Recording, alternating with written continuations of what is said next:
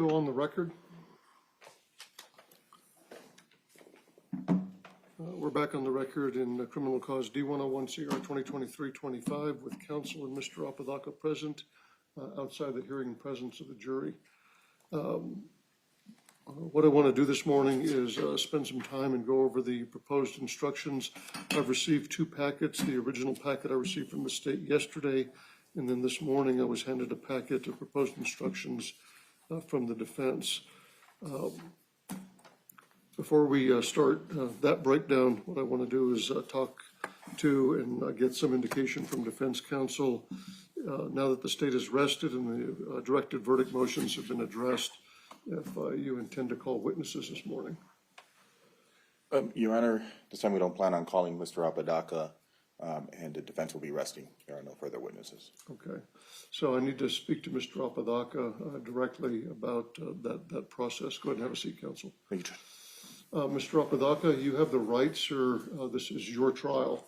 You have the right to rely on your presumption of innocence and not take the stand, and there would be an instruction given to the jury that they could not consider that fact for any purpose. You also have the right to take the stand and to testify. You should make that decision after speaking to your attorney and weighing the, the benefits and possible consequences of testifying or not testifying. If you testify, you would be under oath like every other witness, and you would be subject to cross-examination like every other witness. So let me back up and ask you, do you understand that it's your decision ultimately to decide whether or not to testify in your own trial? I do understand, and I have decided not to testify. And have you had a chance to discuss the pros and cons, the relative risks and benefits of either testifying or not testifying with your attorneys? Have you had that conversation with your attorneys? I have. And would you like additional time to discuss that with your attorneys? No, Your Honor. And is it your decision not to testify in this trial? It is my decision solely. Okay, have a seat, sir. So we would give instruction 145031 to the jury.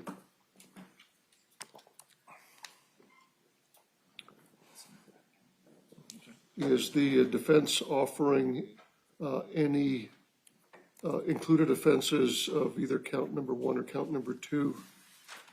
Yes, Your Honor. Mr. Long and I did agree on quite a few. If you want to go over the ones that we did agree on. Sure, we can mark those. Okay. So working off of the state's precipice, I didn't receive a precipice for the proposed instructions I was given a moment ago. I put them at the bottom there. That's kind of how I do it. I'm sorry, I didn't hear you. I put them at the bottom. That's how I do it. This. Yeah, no, there's the UJIs on the what we call the dirty package that has those, and then there are clean copies, but there's a precipice somewhere? I don't have a precipice. Okay, okay, that's fine. So let's work off of the state's precipice, and then we'll come to those offered by the defense. So the first is requested instruction number 1, which is UJI 14301. I'm sorry, Your Honor, 14103. 103, I'm sorry. The defense stipulates. So it will be given. We'll go back and number these after we've gone through everything. Okay. Next is 6001, duty to follow instructions. Defense stipulates. Will be given. 5060, presumption of innocence. Defense stipulates. Will be given. 6006, sole judges of the facts. Sorry, defense stipulates. Will be given. 6008, duty to consult. Defense stipulates. Will be given. 6004, multiple counts, single defendant. Defense stipulates. Will be given. 6007, jury must not consider penalties. Defense stipulates. Will be given. 5020, credibility of witnesses. Defense stipulates. Will be given. 5028. Defense objects. Okay. So I'll mark it for now. We'll come back to it. Thank you. Next is proposed instruction number 10 from the state, 5050, opinion testimony. Defense stipulates. Will be given. Next is 14118, expert witness testimony. Defense stipulates. Will be given. Then, as I just said, 5031 will be given, which is defendant not testifying. Then we go to elements instructions for count number 1, 14201 Defense stipulates. will be given. Then we have the 2822, the aiding and abetting statute, instruction Defense stipulates. will be given. Then we have going to elements instruction for count number 2, 14210. Okay, I think Mr. Long and I did agree on this, but I still have it marked as did you fix that one? So, Mr. Long? Judge, what I did was, because they're not going to be asking for a step down to voluntary manslaughter, then Mr. Cameron was like, hey, Tony, I think it's 211. As a matter of fact, it actually is 211, since they're not asking for that step down. So I just replaced 210 with 211. And is that what I have in this packet? That is not what you have in this packet, but it is what we have agreed on. Okay, so I'm gonna, so you're stipulating to 14211, which we're going to collate into the packet. Yes, sir. Okay. So I've marked it on the precipice as, will be given as 211 as the replacement.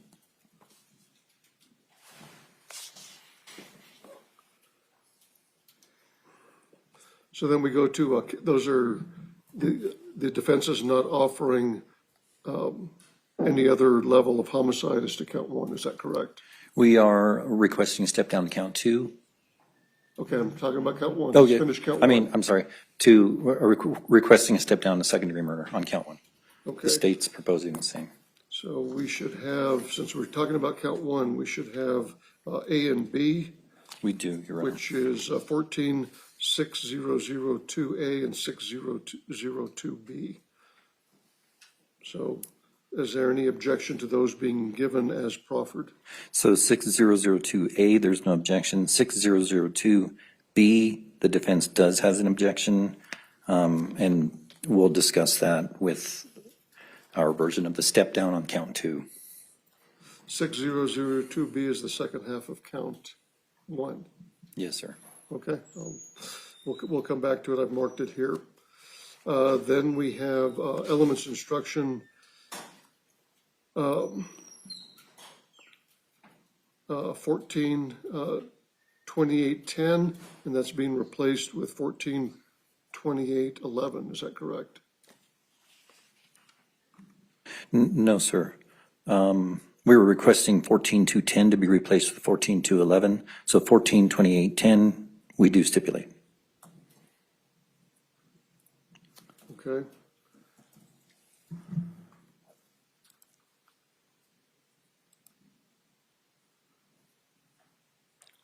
Then we have under that the general intent instruction 14141. And the defense does object to that. Okay, so we'll mark it and have that conversation. Then we have 14222, sufficient provocation. The defense withdraws. I'm sorry. The defense withdraws that. That we're talking about what the state is offering. Yes, sir. Well, So you're withdrawing, so withdrawing, well, we're okay with withdrawing it because we're not going to do a sufficient provocation with regard to manslaughter. okay. Mr. Long? So since we've taken out 210, which requires sufficient provocation, and we're substituting that for 211, which does not require sufficient provocation, then we've agreed to that withdrawal. Okay. So that is withdrawn by stipulation of the parties. Then we have 14131, the definition of great bodily harm. The defense stipulates.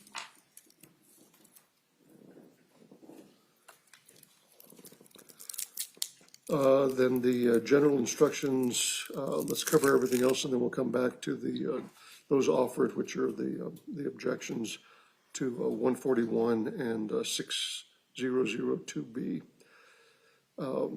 Multiple verdict forms, have you reviewed the forms of verdict? Yes, Your Honor.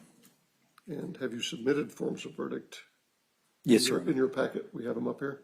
Yes, Your Honor. Okay. I submitted the ones that I wanted, and then one I just repaired some language on the defense, or on the state side. Okay. So the court hasn't ruled yet as to whether or not the additional lesser included offense as to count number 2 is coming in. But the verdict forms with respect to count number 1 are stipulated to, is that correct? Except for some wording on the not guilty version of count number 1. Okay, we'll take a look at it.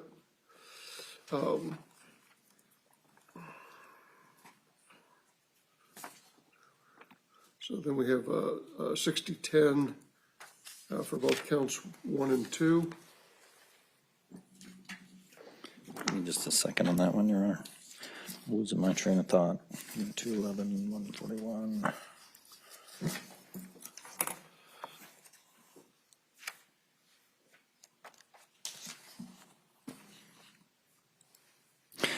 Again, the defense objects because we're going to request a step down on count 2.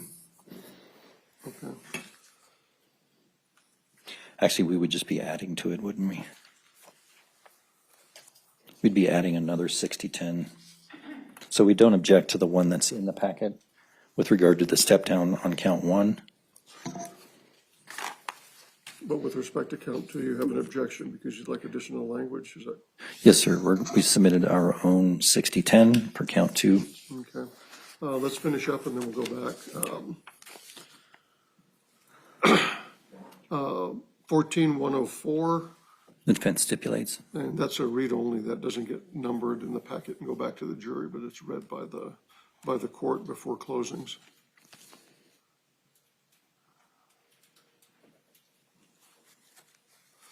And then 14-60-20, did you include the alternate names, Mr. Long?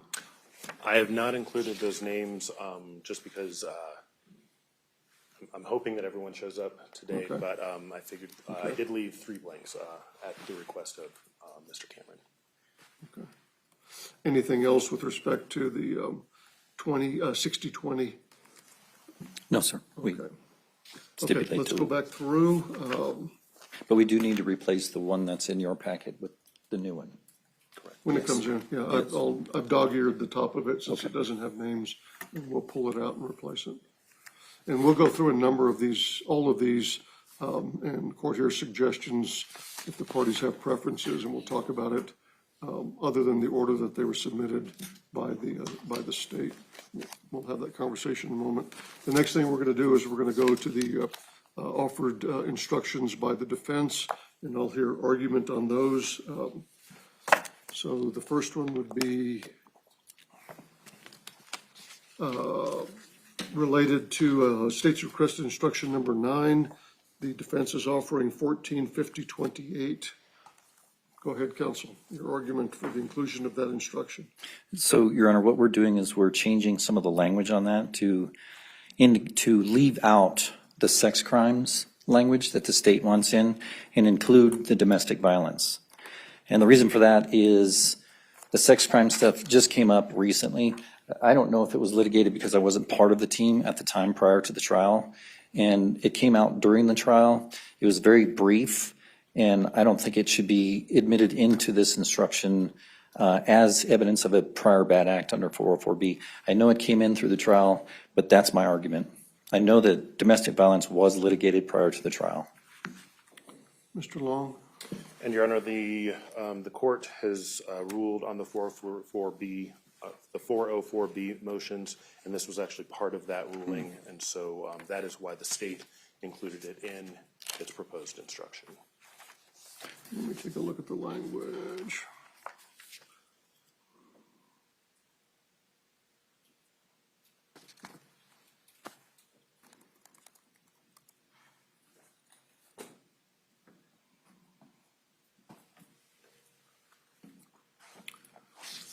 Over objection, the language proffered by the state will be included in the court's instruction. This was a litigated issue prior to the commencement of the trial. The state had requested to be allowed to and did elicit testimony and evidences before the jury related to the sex work by Ms. McCulley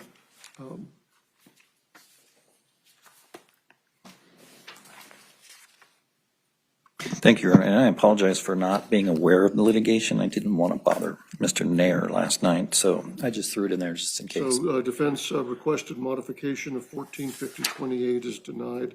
Thank you.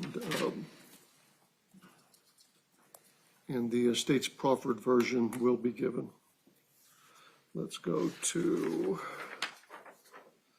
you're in agreement with the replacement of 210 for second-degree murder with 211, Yes, sir. okay? And do I have that language in what was proffered, or is that just in the precedent? It's, the court actually doesn't have the new language that the state drafted. I did send those to Mr. Cameron. His is a little bit different. There's, I would say, just some stylistic differences in the two, so. I don't have anything to compare, so I don't know what you're talking about. Judge, I think. Could use the old one if you want. The what? You want to use the old one? That's fine. Okay. And I think, Judge, if you look at what I think was going to be state's proposed number 15, maybe, for second-degree homicide, if you just delete out the element on sufficient provocation, then that is actually the instruction that the state would propose. Bless you.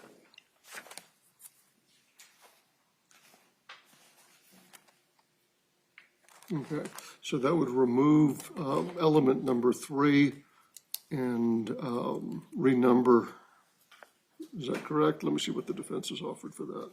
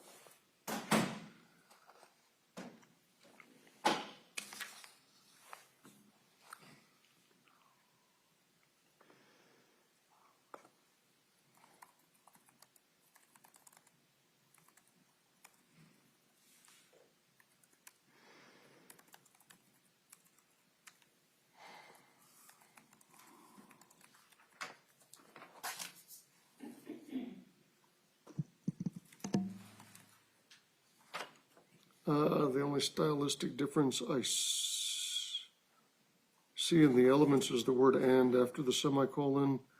The state must prove to with the redaction of element number 3 in the original proffer by the state. That's the only modification I see. Your Honor, in looking at the state's original instruction, since we don't have 211 from you guys, right? I did email it to you, I believe, last night. Is it still cap murder in the first degree, willful and deliberate? Yes. Okay, so what's going to happen, if the court looks at the first page, The first page of what? I'm sorry, the first line of that particular instruction 14-211, what the state's doing is capitalizing, so murder in the second degree, a lesser included offense of murder in the first degree, willful and deliberate. It's just a matter of semantics at this point with regard to that instruction for the defense. We would like it to read the way it reads now, as opposed to all caps and the way the state is proposing it. If you want, I can approach with state's 210, which shows the language that they're going to use on 211 and the way it's worded. Let me see it. I think the only other thing that I caught was. Hold on, let me look at this. Okay. Yeah. I apologize, Your Honor, that's kind of a mess.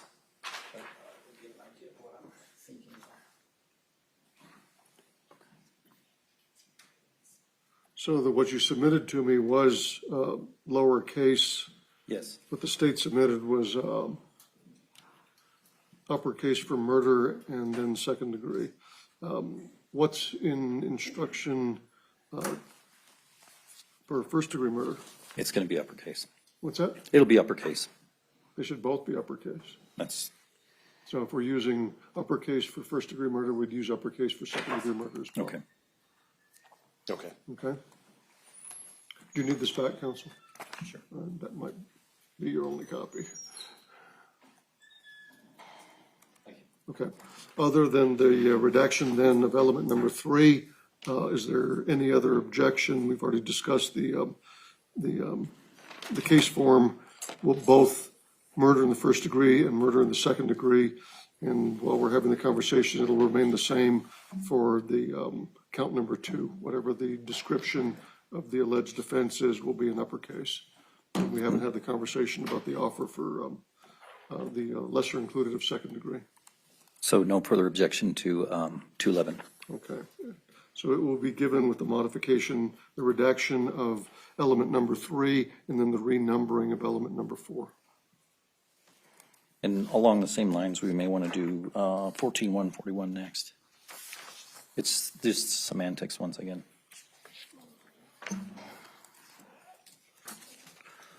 Which one? 14-141.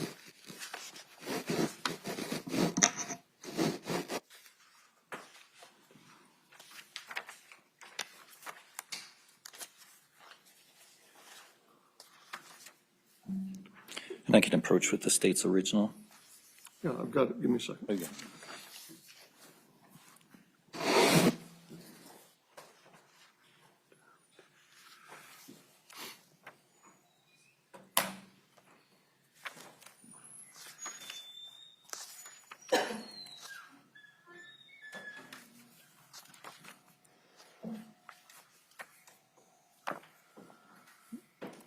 So the objection's the same. It's the style of the description of the charge. Is that correct?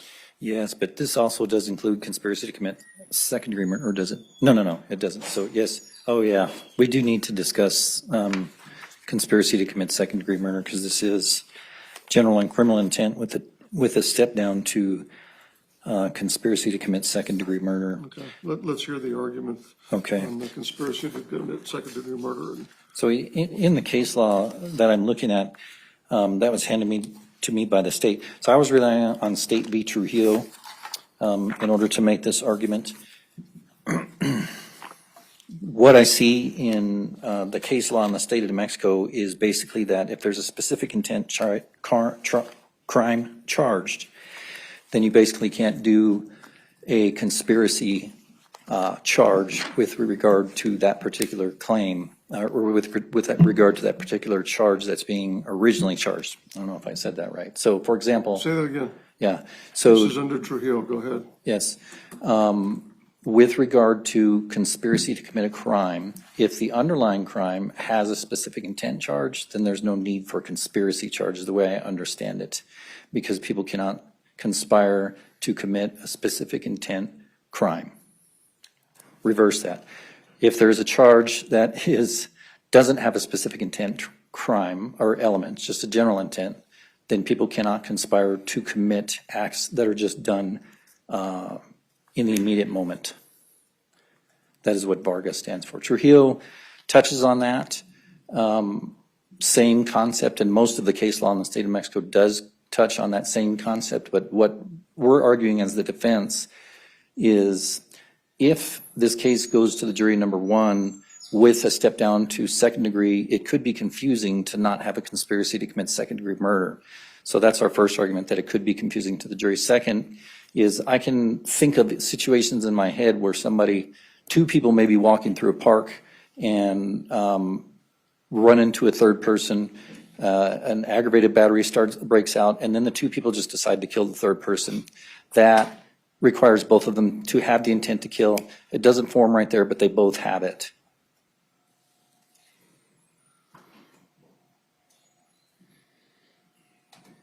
Okay. I think I understand what you're saying and arguing. Response, Mr. Long? Thank you, Your Honor. So the two cases that the state is relying on, I do have a copy for the court, is going to be, yes, State v. Trujillo, and that is going to be 2002 NMSC 005, as well as State v. Vargas, and that's going to be 2020 Westlaw 2020 WL 995821. And essentially in both of those cases, what happened was there was a conviction for first-degree depraved mind homicide, and as well as conspiracy to commit first-degree depraved mind homicide. What happened was that there was, I guess, a request for an instruction down to conspiracy to commit second-degree homicide under the depraved mind theory. And essentially what the court said in both of those timeout, that is actually a crime that doesn't exist. So in the analysis of Vargas, what they did go through is that there actually can be a scenario where you got a second-degree homicide and then potentially you do have conspiracy to commit second-degree homicide. They didn't lay that out, but I think that we've all been doing this long enough that we can conceptualize that scenario. However, what is before the court and the evidence that is before the court is not that. This was not a spontaneous killing. And so since there is no evidence of a second-degree conspiracy, then that is why the state has not included that instruction in its proffered instruction. That's why we are objecting to the defense proffered instruction for a second-degree conspiracy. Okay, I think I understand the state's position. So coming back to the defense again, what is before this jury where we could get to a second-degree conspiracy? Well, the jury would have to make their own determination, but Based on what? Yes. What facts or what combination of facts right. are So you arguing? my thought process is these text messages that went back and forth between Mr. Apodaca and Ms. McCulley they appear to be that these people are conspiring to commit a first-degree murder, but what our case theory is saying, that's not what they're doing. They're not conspiring to do this, that Isaac is just engaging in some sort of banter, that he did not mean for this to happen. And because of that, Ms. McCulley then decided on her own to commit the crime at the very last second when Mr. Apodaca went to the bathroom. And so we can see an instance where the jury could look at those facts and understand that this alleged first-degree murder switched to a second-degree murder when Mr. Apodaca left the room.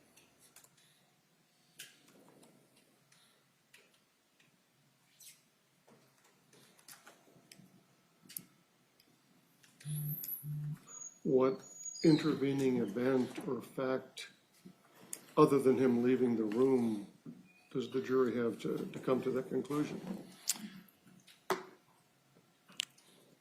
That's about all I got, Your Honor. I don't want to make frivolous arguments to the court. Okay, I understand. The court denies the requested step-down alternative conspiracy to commit second-degree murder. There's nothing before this jury other than counsel's argument to indicate that there was any other intervening fact, any other intervening event. There's no testimony that there was some kind of a scuffle or a disagreement between Ms. McCulley and the victim in the case. There's nothing on the record before this jury to indicate that although the Vargas case says it is possible, it has to be related to something that's actually before the jury for them to come to that conclusion. And the record is void of any such information. Thank you, Judge. Thank you, Judge. So that would, I'm sorry, go ahead. Go ahead. Was that was 6002B, so that would nullify 6010, Yes. and it would also nullify our requested jury instructions for conspiracy to commit murder in the second degree, for guilty and not guilty. So that's, we've already taken out sufficient provocation, which is 14, I'm looking at the right step. I'm sorry, I'm not. So we took that out because we're not stepping down potentially to involuntary. To the voluntary, yes, sir. Did I get that right? It was originally put in the packet thinking that there might be an offer for sufficient provocation, so that's withdrawn. Correct. Okay. Okay, I'll give you a chance to correct the typos in the grammar to make sure that all the charges are referred to and they start with uppercase. Okay. And then I'll give you a chance to meet and confer quickly. And if you want to collate these, if you can't collate them in a way that you agree to, then I'll come back and decide what order they'll be given. Okay. But I'll let you all work on that together in one of the rooms in the back to do that. Just one real quick one. Yes. The verdict form on the guilty for first-degree murder, Offered by the state or offered by you? offered by me. Okay, let me get Wait a that. minute, let me look at it. Dependent guilty, conspiracy, murder, I'm sorry, the second-degree murder, guilty. Not guilty. I added in a lesser included offense as charged in count 2. Got it. I think the guilty forms that I submitted were correct. Didn't see them. Should be at the very, very Let end. me just look at it. And Judge, maybe if we can probably have 5 minutes, I suspect we can get these corrected, collated, and then start to get a clean copy for the court. That's what I'm gonna do is take a recess. Let me go back to, That's just I'm semantics. looking at the language to make sure that what's in your packet is what he was discussing.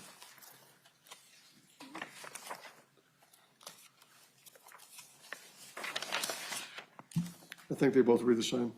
Well, okay, so I have the one from the state. It says we find the defendant guilty of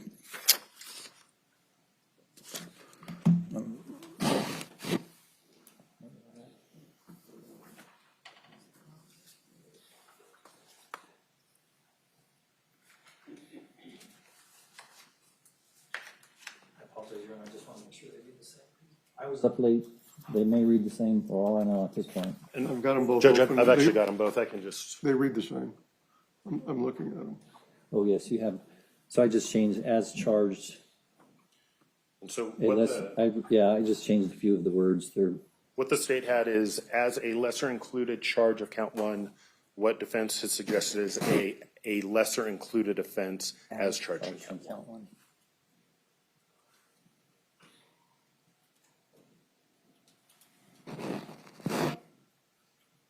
Add the word offense. Will do. So that one's accepted. Yes. Okay. With your modification, Okay. a lesser included offense. Okay. Okay. With respect to the jury instructions, anything else that we need to do before I give you some time to work on them? I don't think so, Judge. Okay. No, Your Honor. So given how this is going to happen, when we come back in front of the jury, I'll have the defense rest and then I'll instruct and then we'll go to closings. So take the time now to get ready for whatever you need to do. We had talked about, at the end of the day, Ms. Murphy, how much time do you need for closing? Combined with rebuttal, Your Honor, I'd ask for an hour and a half. I think it'll take less than that, but I'd ask for an hour and a half total. 1.5 total? Yes, Judge.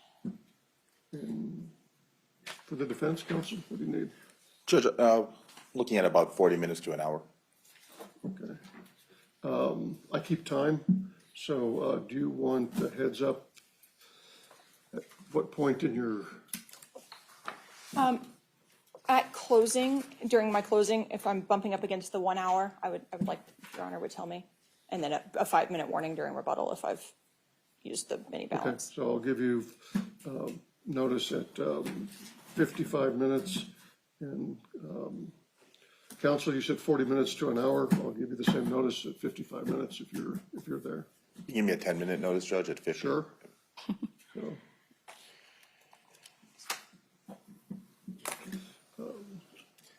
And, Judge, I looked through some of the exhibits. Sure, I'm gonna we'll be get using- everything out here. Okay, anything else? Nothing from Sir. Nothing's on the state, thank you. We'll be in recess and off the record. We are back on the record outside the hearing in presence of the jury. Let's talk about a couple of housekeeping matters.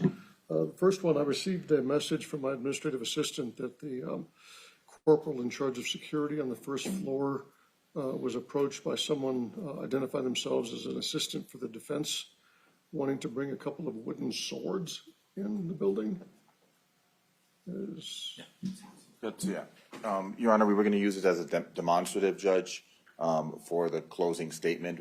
Originally, I was thinking about just holding up the box, to the evidence, since we can't access the evidence directly. As a demonstrative, we were considering using that, in our closing, Your Honor, just for the DNA demonstration. Have you seen the items, I Counsel? brought it up with Ms. Murphy. I haven't seen them, Your Honor. He did mention it to me a minute ago. We'll need to arrange for you to see them and then see if there's any objection. In terms of scheduling, I'll have you rest in front of the jury. Okay. And then I'll instruct, and then State's Counsel will make her closing, and then we'll recess. And that'll be their bathroom break, because when we come back from that, defense will do its closing, and then the state will do its reply. And then we'll give them the case. I also alerted the bailiff to be ready. It takes about an hour and a half to have anything delivered to the courthouse for their lunch. So they probably will place their order during the first recess. Do you have packets? I would like to go through them very quickly. Okay, let's do this. Let's take another recess, let you and counsel look through those. Ms. Murphy, if you'd like to go with Mr. Nair down to the first floor to look at whatever they want to bring up. He hasn't let them through. He won't let them through. He wouldn't let Okay. somebody through with a baseball bat, so he wasn't going to let anybody through with a wooden sword either. Okay. So go take a look at them and see if there's any objection. Judge, one more item, we do have the list of exhibits with the numbers. Defense has seen it for read, so. So we'll send it back as an aid to the jury. I'll just leave it right up here. Okay. Is it, okay. Go ahead and we'll go out into the jury with counsel and Mr. Apodaca present. We're going to go through and number the jury instructions. As I mentioned to counsel at the bench a moment ago before we came onto the record, there are two read-only instructions, so I'm just going to identify those and then we'll start numbering. The first instruction in the packet is a read-only instruction. Instruction number 1 will be the law governing this case. Instruction number 2, the law presumes the defendant to be innocent. Instruction number 3, you are the sole judges of the facts. Instruction number 4, your verdict must represent the considered judgment. Instruction number 5, you must not concern yourself with the consequences. Instruction number 6, you are the sole judges, you alone are the judges of the credibility. Number 7, each crime charged. Number 8, you must not draw any inference of guilt. Number 9, you must consider whether the defendant. Number 10, you should consider each opinion received.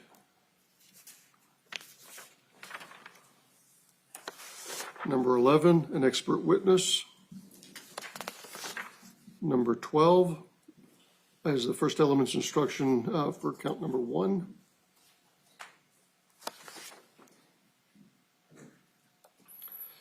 Instruction number 13 is accessory liability for the defendant to be found guilty.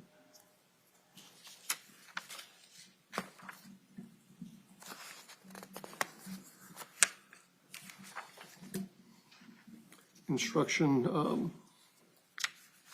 number 14 is the elements instruction for second degree.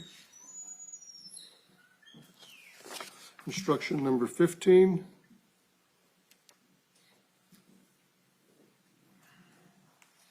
is the elements instruction for count number 2, conspiracy.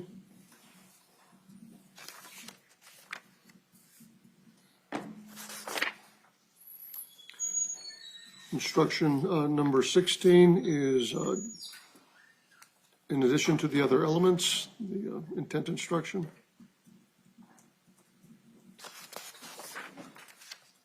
Instruction number 17 is the definition of great bodily harm. Instruction number 18 is you have been instructed on the crimes of first degree, willful, and second degree for count 1.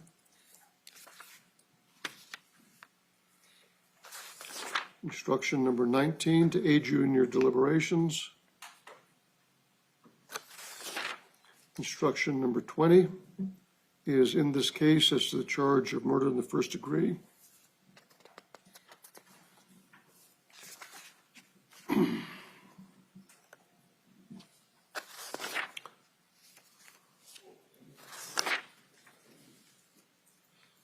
Instruction number 21 is in this case, there are 2 possible verdicts as to count 2.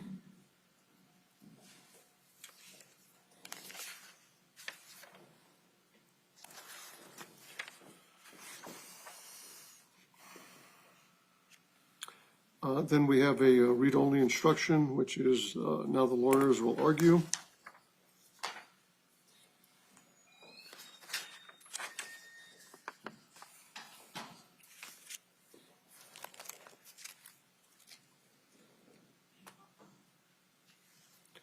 And then we have the final instruction,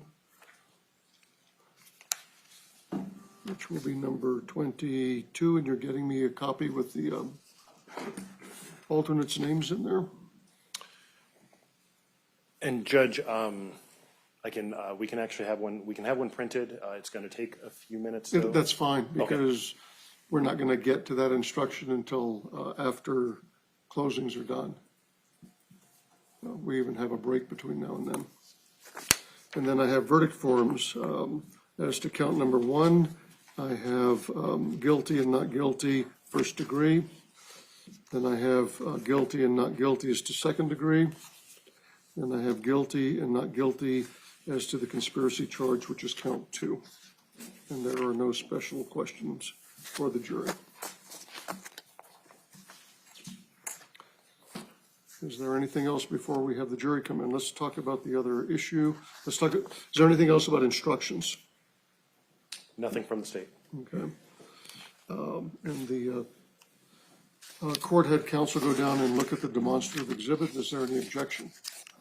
I objected to one of the swords, Your Honor, and I don't object to defense using the other one for the limited purposes that he offered it to me, that he was going to use it. Mr. Nair? That's correct, Judge, and we're fine with that. The Okay. other one is back in the car. So you sent one back and the other one's sitting at the front desk, or where? The other one is in the PD office. It was brought up by the sheriff. Okay. And he said he will bring it when we do our closing. Okay.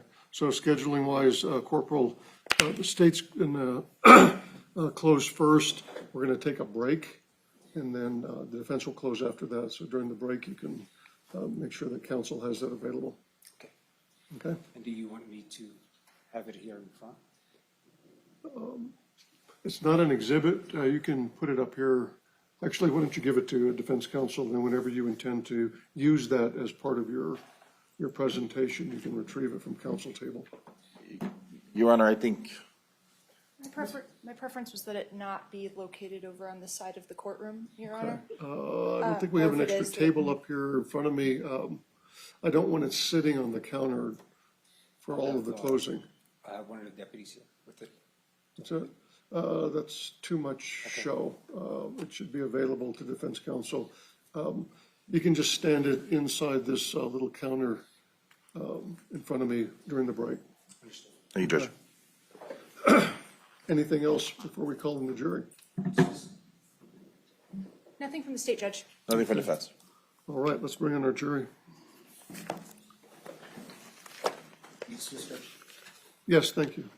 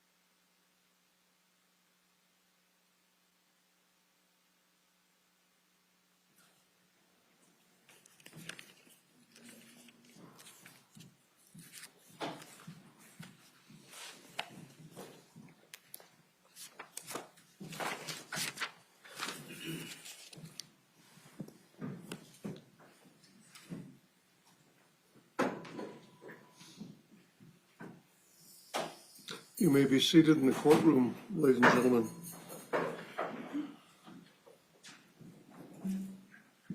All right, let's go back on the record. We reconvene in criminal cause D101CR 2023-25 with counsel, Mr. Apodaca, and the jury all present. Good morning, ladies and gentlemen of the jury. I'd like to thank you for your patience this morning. The attorneys and I have been working, getting ready to begin the day. So let's get started. The state having rested in its case in chief, we turn to the defense. Testimony evidence on behalf of Mr. Apodaca. Counsel. Defense will rest, Your Honor. Thank you. Please be seated. Ladies and gentlemen, with the defense having rested, that concludes the proofs or the cases for the both parties. So you have heard all of the evidence in the case now. It is my duty to tell you the law that you must follow in this case. What I'm going to do next, ladies and gentlemen, is go through and read the jury instructions to you.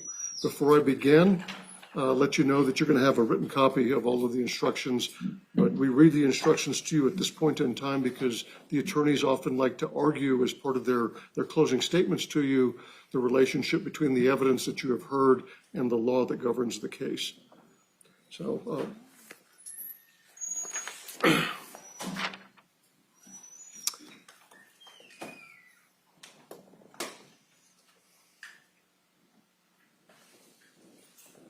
just wait a second for everyone to have a seat.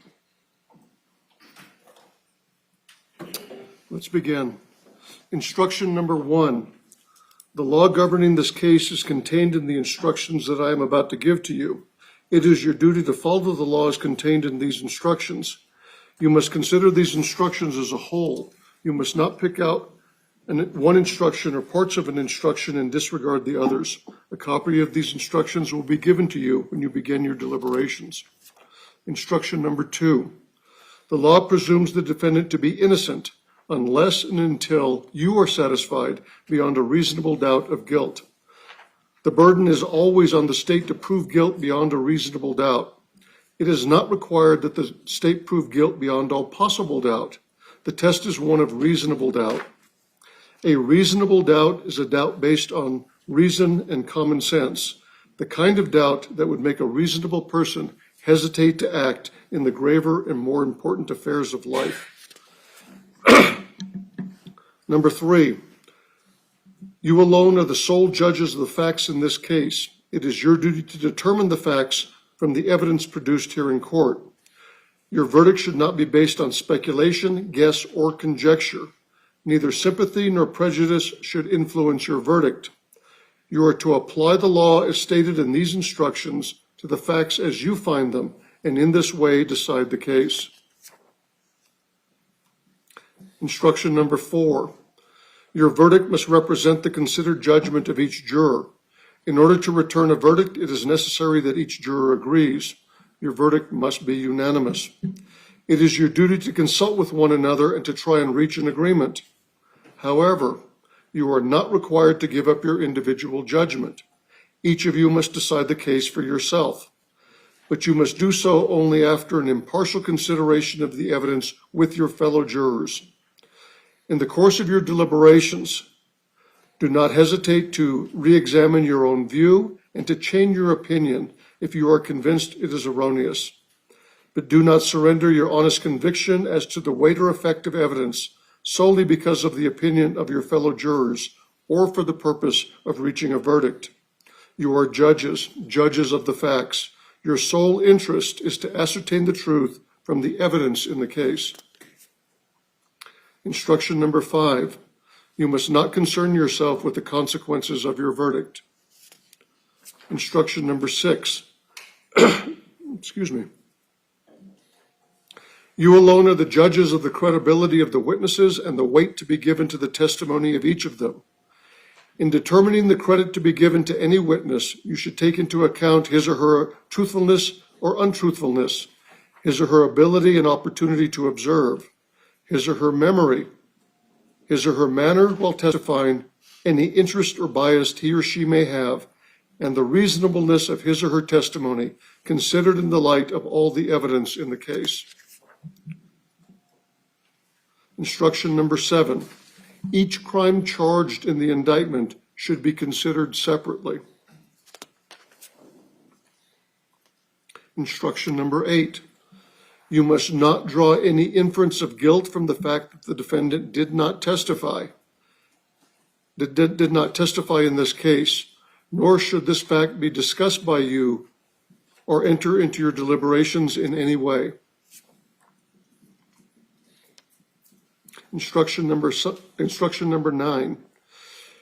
You may consider whether the defendant committed domestic violence against Kiara McCulley on April 4th, 2022, and facilitated sex work of Kiara McCulley other than the crimes charged in this case for the purpose of determining the existence of the intent and knowledge that he could have aided and abetted the murder, which is a necessary element of the crime charged, and the preparation or plan to commit first-degree murder, willful and deliberate, as an accessory, and conspiracy to commit first-degree murder, willful and deliberate. Instruction number 10. You should consider each opinion received in evidence in this case and give it such weight as you think it deserves. If you should conclude that the reasons given in support of an opinion are not sound, or that for any other reason the opinion is not correct, you may disregard the opinion entirely. Instruction number 10. An expert witness is a witness who, by knowledge, skill, experience, training, or education, has become an expert in a subject. An expert witness may be permitted to state an opinion as to that subject. You should consider each expert opinion and the reasons stated for the opinion, giving them such weight as you think they deserve. You may reject an opinion entirely if you conclude it is unsound. Excuse me. For you to find the defendant guilty of murder in the first degree, willful and deliberate, as charged in count 1, the state must prove to your satisfaction beyond a reasonable doubt each of the following elements of the crime. 1, the defendant killed Grace Jennings. 2, the defendant was with the deliberate intention to take away the life of Grace Jennings or another human being. 3, this happened in New Mexico on or about the 29th day, 2022. A deliberate intention refers to the state of mind of the defendant. A deliberate intention may be inferred from all of the facts and circumstances of the killing. The word deliberate means arrived at or determined upon as a result of careful thought and the weighing of the consideration for and against the proposed course of action. A calculated judgment and decision may be arrived at in a short period of time. A mere unconsidered and rash impulse, even though it includes an intent to kill, is not deliberate intention to kill. To constitute a deliberate killing, the slayer must weigh and consider the question of killing and the reasons for and against such a choice. Instruction number 13. For a defendant to be found guilty of a crime, even though the defendant did not do the acts constituting the crime, the state must prove to your satisfaction beyond a reasonable doubt each of the following elements. 1, the defendant intended that another person commit the crime. 2, another person committed the crime. 3, the defendant helped, encouraged, or caused the crime to be committed. Instruction number 14. For you to find the defendant guilty of murder in the second degree, a lesser included offense of murder in the first degree, willful and deliberate, as charged in count 1, the state must prove to your satisfaction beyond a reasonable doubt each of the following elements of the crime. 1, the defendant killed Grace Jennings. 2, the defendant knew his acts created a strong probability of death or great bodily harm to Grace Jennings. And 3, this happened in New Mexico on or about October 9th, 2022. Instruction number 15. For you to find the defendant guilty of conspiracy to commit first-degree murder, willful and deliberate, as charged in count 2, the state must prove to your satisfaction beyond a reasonable doubt each of the following elements of the crime. One, the defendant and another by words or acts agreed together to commit murder in the first degree. 2, the defendant and the other intended to commit murder in the first degree. 3, this happened in New Mexico on or about October the 29th, 2029. I apologize for my voice. I've got allergies, and the smoke that we have from the surrounding forest fires that we have is not helping. Instruction number 16. In addition to the other elements of second-degree murder and conspiracy to commit first-degree murder, the state must prove to your satisfaction beyond a reasonable doubt that the defendant acted intentionally when he committed the crime. A person acts intentionally when he purposely does an act which the law declares to be a crime, even though he may not know that the act is unlawful. Whether the defendant acted intentionally may be inferred from all the surrounding circumstances, such as the manner in which he acts, the means used, his conduct, and any statements made by him. Instruction number 17 is a definition. Great bodily harm means an injury to a person which creates a high probability of death. Instruction number 18. You have been instructed on the crimes of murder in the first degree, willful and deliberate, and murder in the second degree as charged in count 1. It is up to you, the jury, to choose the manner and order in which you deliberate on the crimes charged in count number 1. However, to return a verdict, you must follow the procedure described in the next instruction. Instruction number 19. To aid you in your deliberations in returning your verdict, you will be provided both guilty and not guilty verdict forms for each of the crimes charged in count number 1. Unless you unanimously agree on a verdict, you should not sign a verdict form for that crime. Although you may deliberate the crimes charged in count 1 in any manner and order which you may choose, you must return your verdicts for each offense charged in count 1 in the order as they are instructed. Under this procedure, if you unanimously find the defendant guilty of murder in the first degree, willful and deliberate, you should sign the guilty verdict form for the offense and should not proceed to reach a verdict on the remaining offense. If after reasonable deliberation you do not reach a unanimous verdict on murder of the first degree, willful and deliberate, you should not sign a verdict form for that offense, and you should not proceed to reach a verdict on the remaining offense.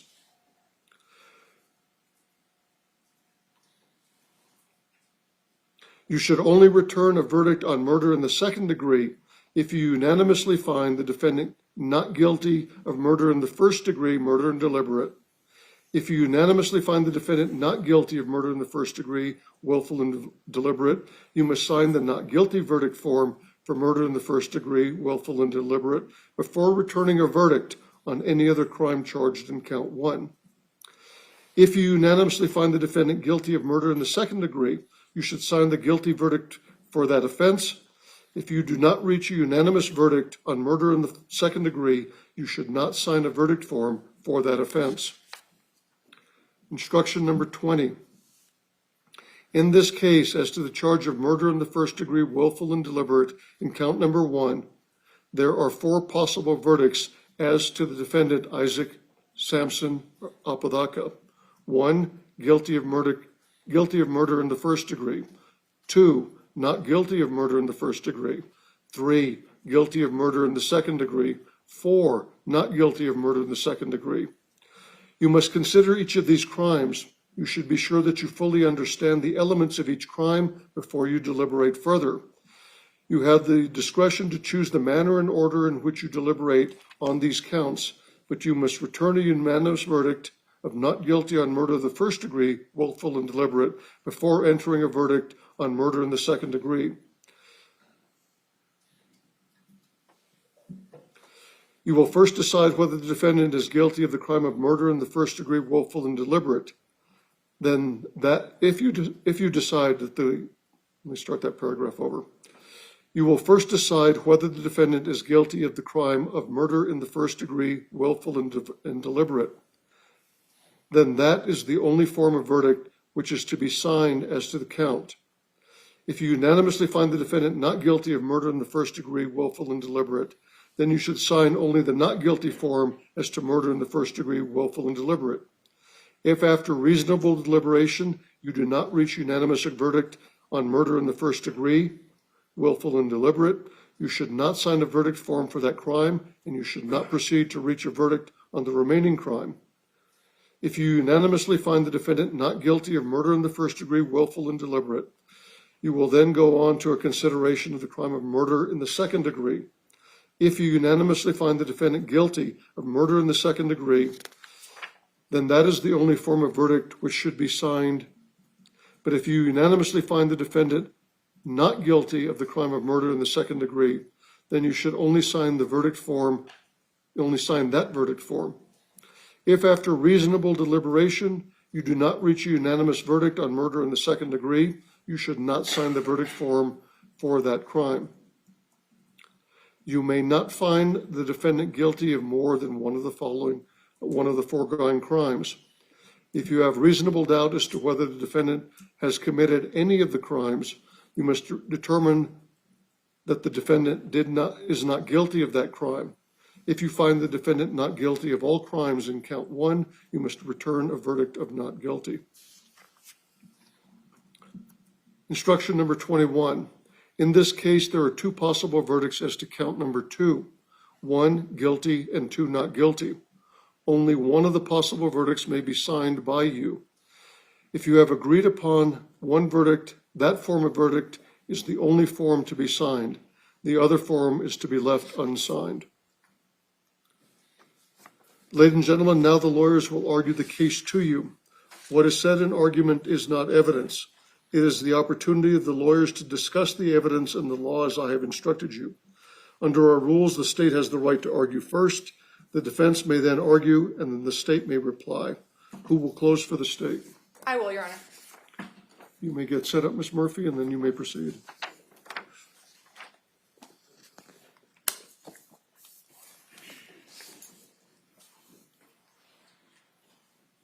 Before she begins, just to kind of give you a heads up on the schedule, Ms. Murphy's going to make her closing statement to you. Then we're going to take a recess while the defense prepares, and then we'll bring you back in, and we'll hear the defense's closing statement and then the state's reply. Counsel, you may proceed. Thank you, Your Honor. May I have my PowerPoint published onto the screens? Yes.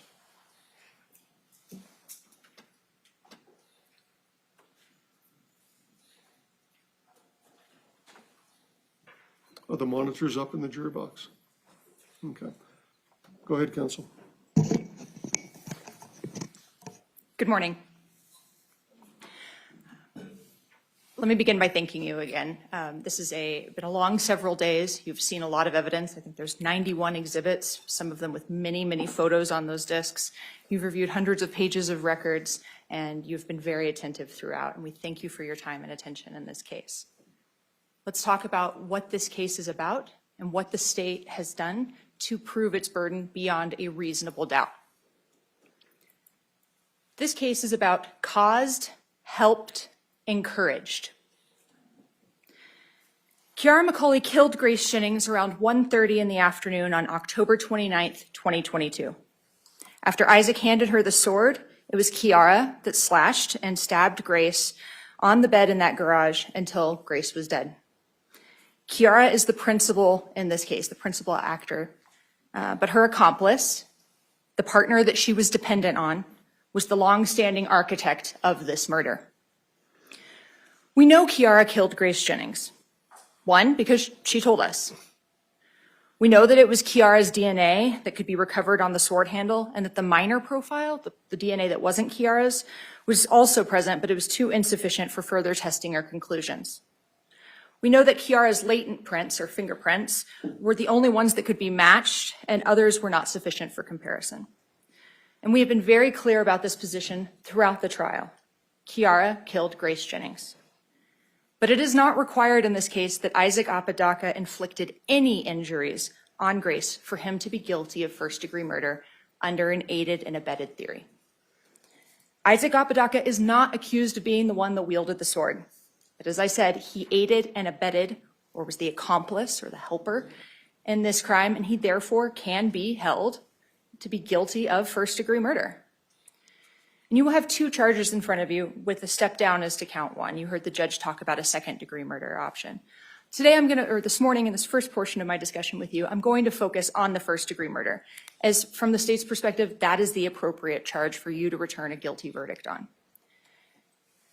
The state is asking you to convict on that first-degree murder because the deliberate intention or the willful and deliberate planning, premeditation that is evident throughout this case shows that there was planning, conversations, forethought, all put into the murder of Grace Jennings. So let's start with a quick timeline of kind of where people are and how their bodies are moving through this case. At 11:52, we have a message from Kiara to Isaac saying, "Did y'all just get to the garage?" From Kiara to Isaac, referencing Isaac and Grace. We know that Mr. Apodaca stated to Sergeant V. Hill that he thought that Grace arrived around, I think he said 11:42 or maybe it was 11:47 in the evening.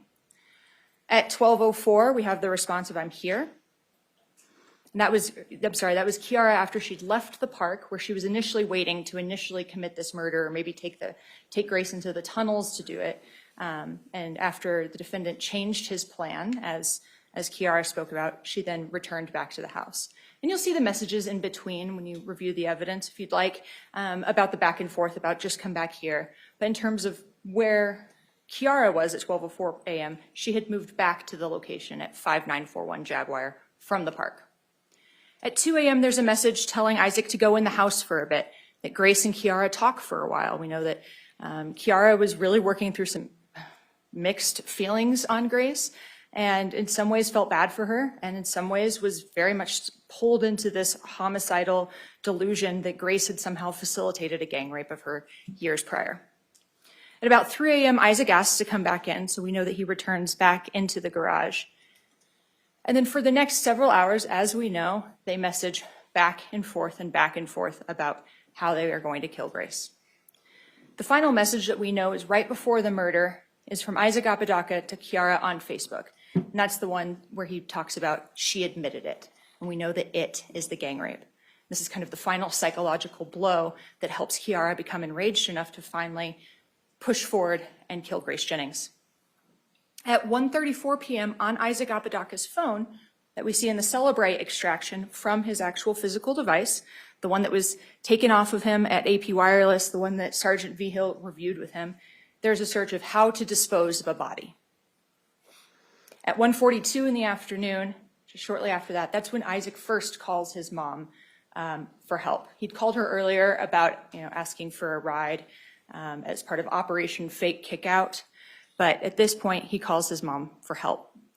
Now, it's been a bit of a misnomer in this case that Isaac called 911. And let's be very clear, Isaac Apodaca never called 911. He called his mommy. And then his mom called 911. And then dispatch called Isaac and he didn't answer. And then eventually, after several minutes, he called them back. But Isaac did not go and run and ask for help from paramedics or first responders or law enforcement.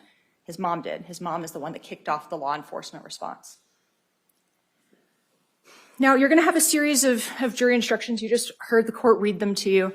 And they're about as much fun to read as dishwasher assembly instructions and about as important to this case as the nuclear codes. So, have fun digging into those, but those are your roadmap. Those are the rules handed down to you from the court on what you have to find in this case and the rules that you have to follow. After count 1 in the instructions, we call those the element instructions, and we'll look at them in a minute, you'll see the definition of aided and abetted. And again, I think you're picking up on this and have throughout this case, that is what the defendant is being charged with.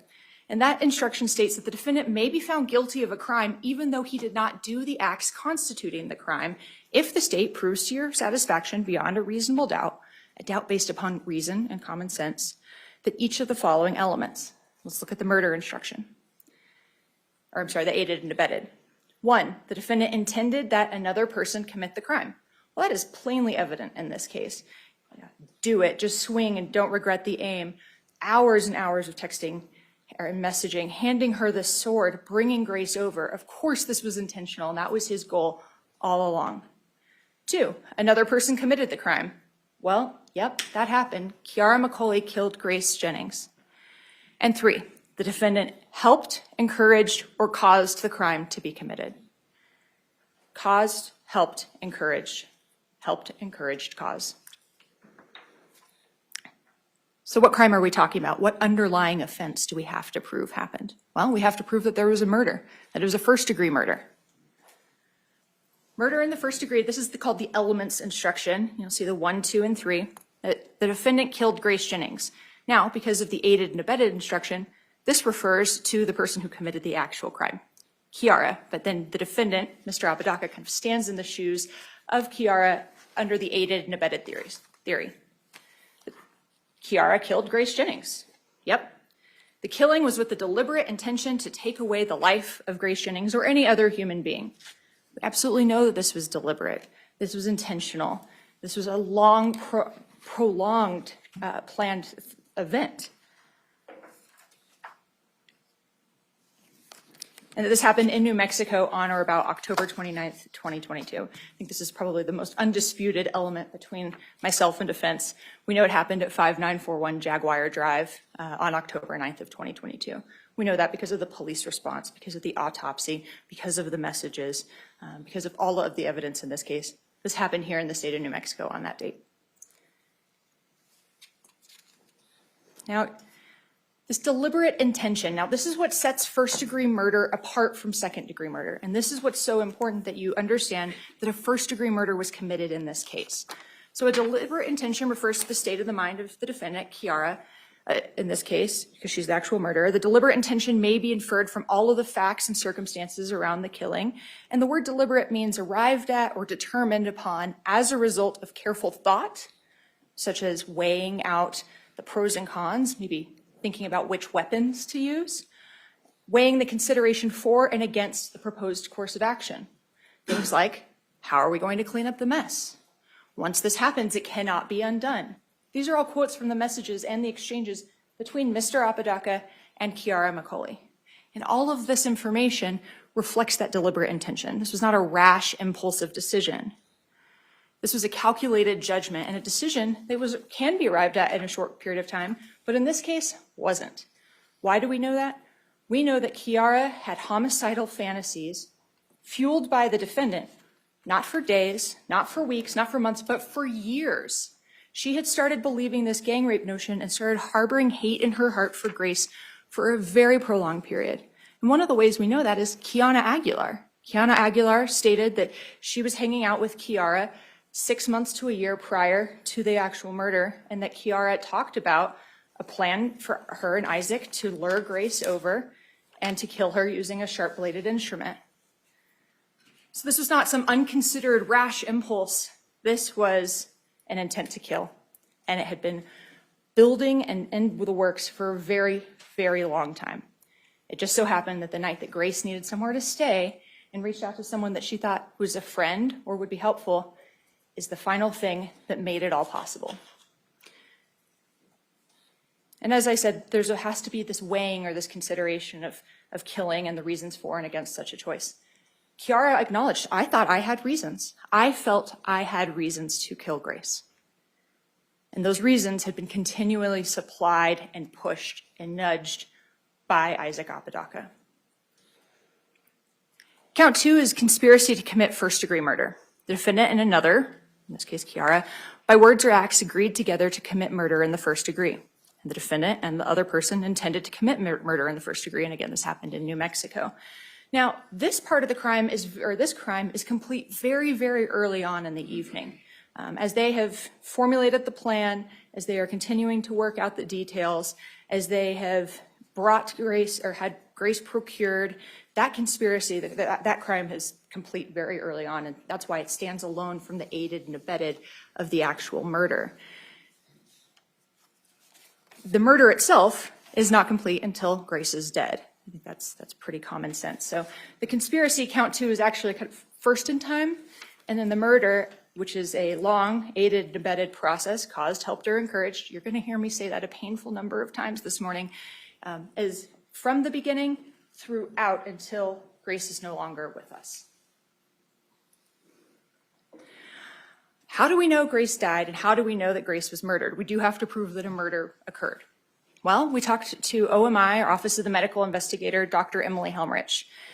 She performed the autopsy, and she located significant and devastating injuries all over Grace's body. There was over a dozen stab wounds and incised wounds, incised being the slice, stabs being kind of a poke or a penetrating wound. There were some that went in Grace's back, exited out her front. These wounds, once inflicted, which would take time to inflict, given the number and the direction and the range of these different types of wounds, once the fatal wounds were inflicted, it would have taken minutes to kill Grace. And we're not able to say, is minutes more than 1 minute? Is it more than 5 or is it more than 10? We don't know. And science and medicine have limits, but we know that it would have been minutes. We know that her lungs and liver and other organs were severely damaged and that she died as a result of sharp force injuries. The cause and manner of death was the sharp force injuries and homicide. Now, also of note are that some of the injuries, many of them, the ones to the head and neck, the carotid injury, the slicing injuries kind of above the ears, a lot of those were post-mortem. So we heard throughout the case, and I don't want to go through every witness. I know you've taken notes, you've paid attention, but throughout the case, we have heard about our case agent, Sergeant Javier Vigil. Sergeant Vigil was on his way home or about to head home after a SWAT call on October 29th, and he was the either lucky or unlucky individual to get tapped to take on this case for the Violent Crimes Unit. He responded to the scene, he did a quick assessment, the scene was sealed, and then he began his interviews. He interviewed, as we know, Isaac Apodaca, Kiara McCulley, and in the days, weeks, months, and years that have followed, he has progressively built a case that you all have seen. He executed over 15 search warrants, some for the devices that he already had consent to search, but he decided to take a belt and suspenders approach to make sure that that information could get to all of us. He executed DNA warrants, which does help us understand that Kiara was the primary individual utilizing that sword. He interviewed witnesses that didn't end up having any relevance just to rule them out. Even though Isaac Apodaca's confession and all of the evidence that Kiara McCulley was the killer could have potentially been a stopping point for him, he knew better and proceeded to build out a very full and very extensive case. That is why we have 91 plus exhibits to hand to you, because this was a complete and thorough investigation. As part of that investigation, he interviewed the defendant. Now, the defendant's interview, he had already been Mirandized by Cesar Ornelas at AP Wireless.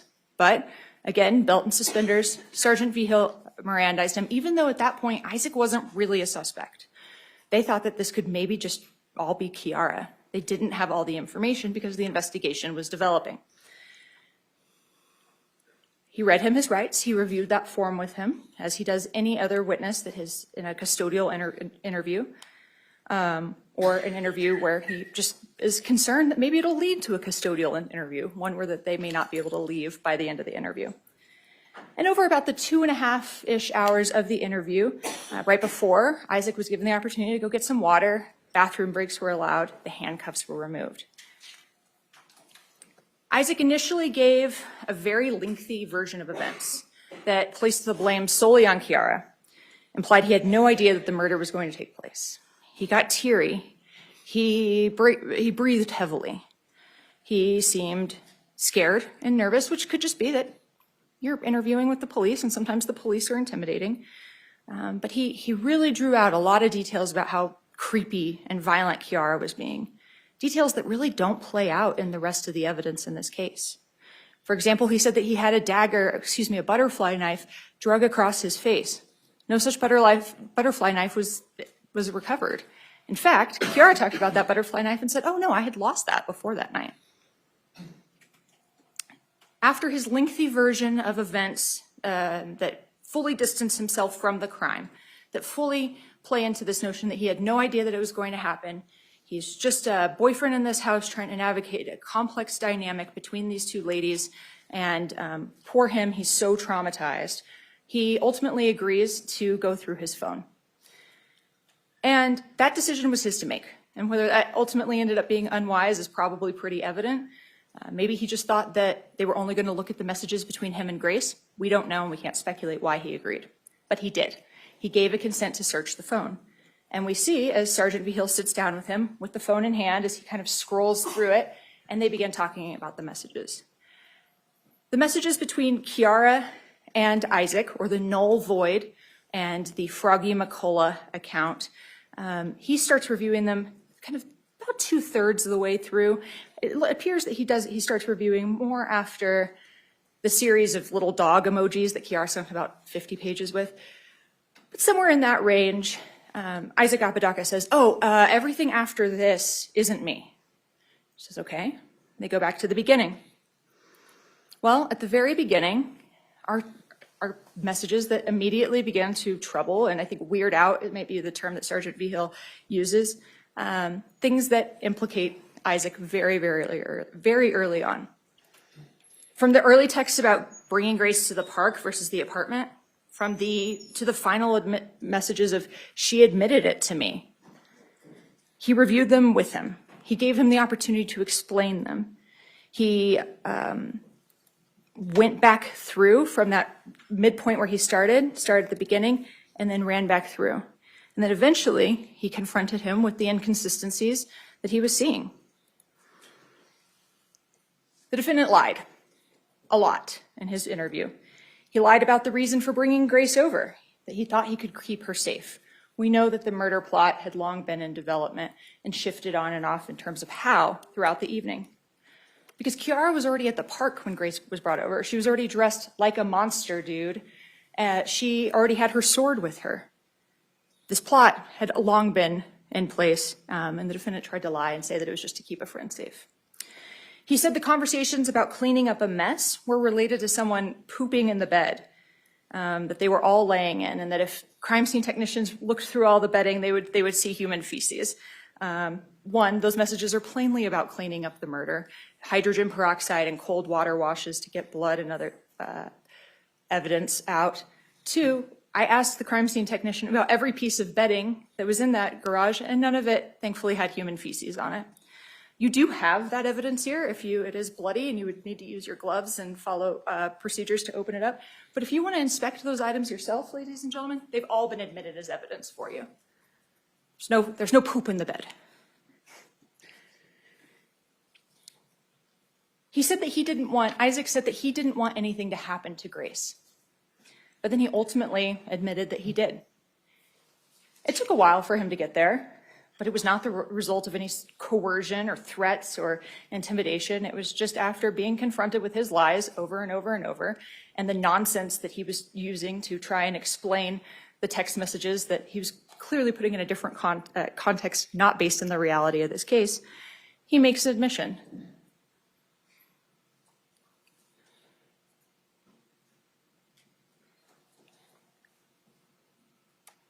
Messages I just meant what I said. So did you want Grace dead kind of because of all that? I did. Okay. Did you want Grace dead because of all of that? Isaac responds, I did. He intended for the murder to happen. He's acknowledged in this case, in his statements and the messages, that he knew that Kiara had wanted to kill Grace for a very, very long time. As I mentioned, this was not a secret. Kiara said that she'd told multiple people and that she'd had lots of conversations with Isaac about it. This was not some shocking development. This was something that he had put into the works, that he was aware of, that he was facilitating. You heard some clips from some recorded conversations of the defendant while we're talking about his statements. He acknowledges in those calls that null void was one of his accounts. He tries to say that it was hacked, and there's no evidence of that. He tries to lay out a narrative that he didn't think anything was going to happen to Grace, which we know is contradicted. He said that Kiara had Russian KGB-style powers over him to trigger him, which seems nonsensical based on Kiara's testimony and appearance. It's your job to weigh the credibility of witnesses. And one of the things that you can consider is how they appear when they're testifying to you. I'm doubtful that she possesses KGB Russian spy-style skills of manipulation over someone. He insists he wasn't actually part of the planning.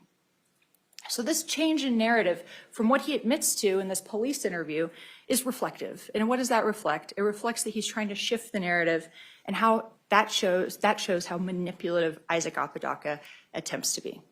He tried to manipulate, and he did manipulate Kiara. He tried to manipulate Sergeant Vigil, and maybe it worked for a little while until the text messages were discovered, and he attempts to manipulate his mom in these recorded calls. So this case has a lot of messages, Facebook and text messages or SMS messages, ones that are sent from a phone number to a phone number, as opposed from a Facebook account to another Facebook account. Who sent them? Well, when you look, you will see that all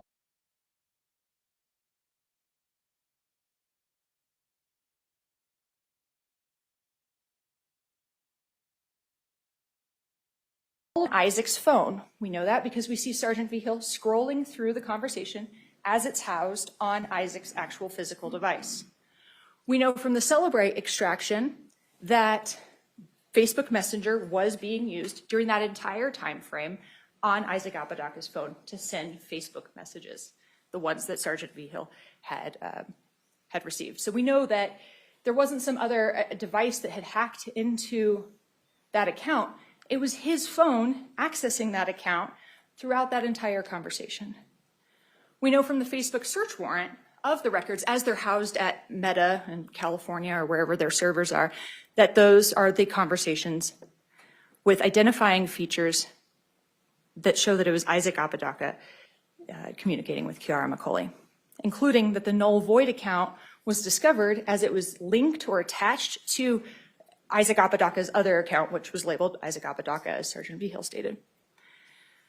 And I've referenced common sense. You are individuals that we assume possess reason and the ability to utilize common sense.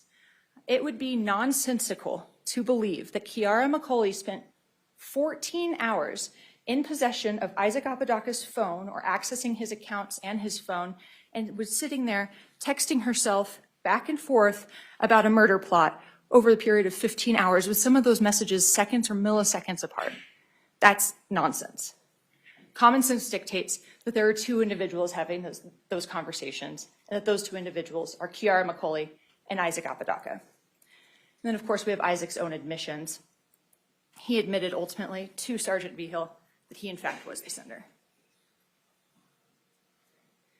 Now, this picture is on page 66 of the Facebook message return. It was sent about 5:44 a.m. In his police interview, Isaac Apodaca identifies that as himself as he's laying across the foot of the bed. And when I reference page 66, it's, if you choose to review those records, it'll be as it's notated in the top right corner of the records return, not page 66 of the PDF itself. This was sent at 5:44 a.m. from Kiara to Isaac. As we know, Isaac identified himself. And what you can see in this picture, although it's blurry, you can see Isaac Apodaca's face at about, if this was a clock face, about the 3 o'clock on the image.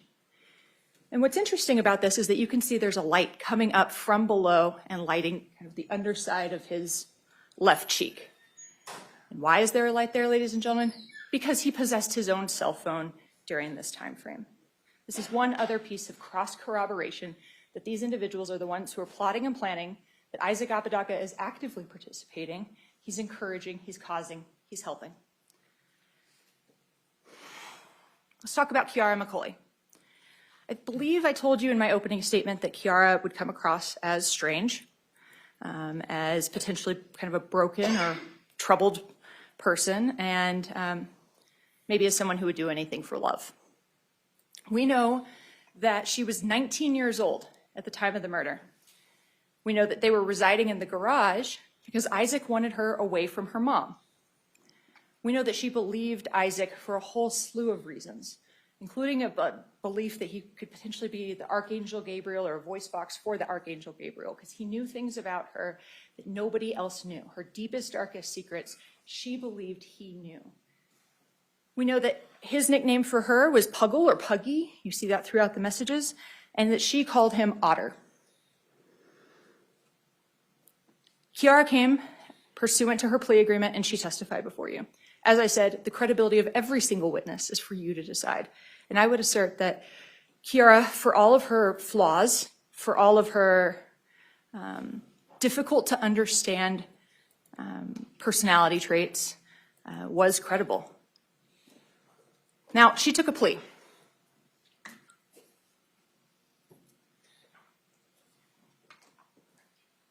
Kiara McCulley, and you have that plea paperwork in the exhibits, has previously pleaded guilty to aggravated second-degree murder, which is a lesser offense of count 1, and conspiracy to commit first-degree murder. And I want to be really clear here. Just because she took a plea to aggravated second-degree murder, that doesn't mean that that's the only level of crime that she committed. Kiara McCulley absolutely committed first-degree murder. But in exchange, as a bargained for exchange for her cooperation, she was allowed to plead to a lesser, a step down charge.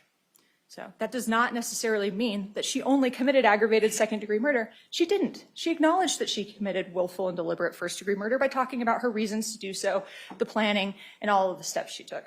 This is a bargain for exchange.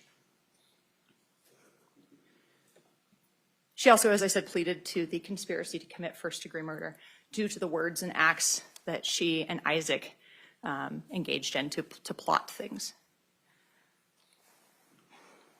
We heard from Dr. Michael Wellner, and boy, is he a talker. He's an expert in forensic psychiatry, and he loves to talk about his job and all of the conclusions that he has drawn. And he gave us 3 psychiatric or psychological themes to consider. And the first one is coercive control. And this relates to the research on people who are drawn into sex work by their partners. He said that as that happens, much like happened here, that Kiara was drawn into prostituting herself on Skip the Games and Escort website, with Isaac Apodaca keeping the money, that a dependence forms, that the female, in this case, loses personal agency or their ability to make choices and determinations for themselves. They get pulled into the financial support of their partner because their partner takes the money and keeps it.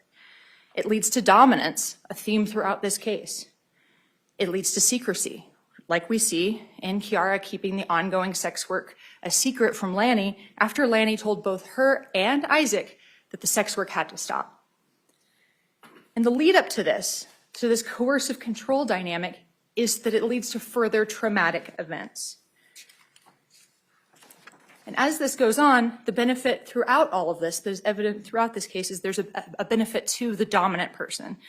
And there can be a economic or financial benefit, right? Your girlfriend goes and has sex for money and you take the money and are able to buy Gundam models or whatever you want with it and control the financial aspects of the relationship. But there's also a psychological benefit, and that's power and that's control. Now, as I said, this coercive control dynamic leads to traumatic events, and we see that in this case. We know that Kiara McCulley was sexually assaulted in the course of her sex work on Halloween of 2021. We know that because Lanny took her for her rape kit. We know that because of other statements in this case. Now, forensic psychiatry understands the notion of the idea of staying together even after a sexual assault, such as in the course of prostitution that one's partner has encouraged, or getting back together even after a violent domestic violence episode where maybe someone has their thumb broken or is beaten very badly. These encounters can lead to trauma bonding. And one of the hallmarks is that the submissive person begins to internalize or take on in their own mind, heart, body, what have you, the dominant person's perspective. Things like not agreeing to continue on with a criminal case because you don't want it to hurt your partner. And you think about the benefits or the challenges that could pose for them as opposed to your own safety, your own security, your own health. We also heard about the term gaslighting, which is, I think, a pretty trendy term we hear a lot. I accuse my husband of it every time he leaves the toilet seat up and tells me he didn't. Apparently, I'm misusing that. Gaslighting is a much deeper psychological concept, and that involves convincing an individual of things that lead them to questioning their own reality, such as telling someone that you saw a video of them on the dark web of them being gang raped, and an ex accepting money for it. And you begin to take on that absolutely distorted reality over the process of being gaslighted for a period of time.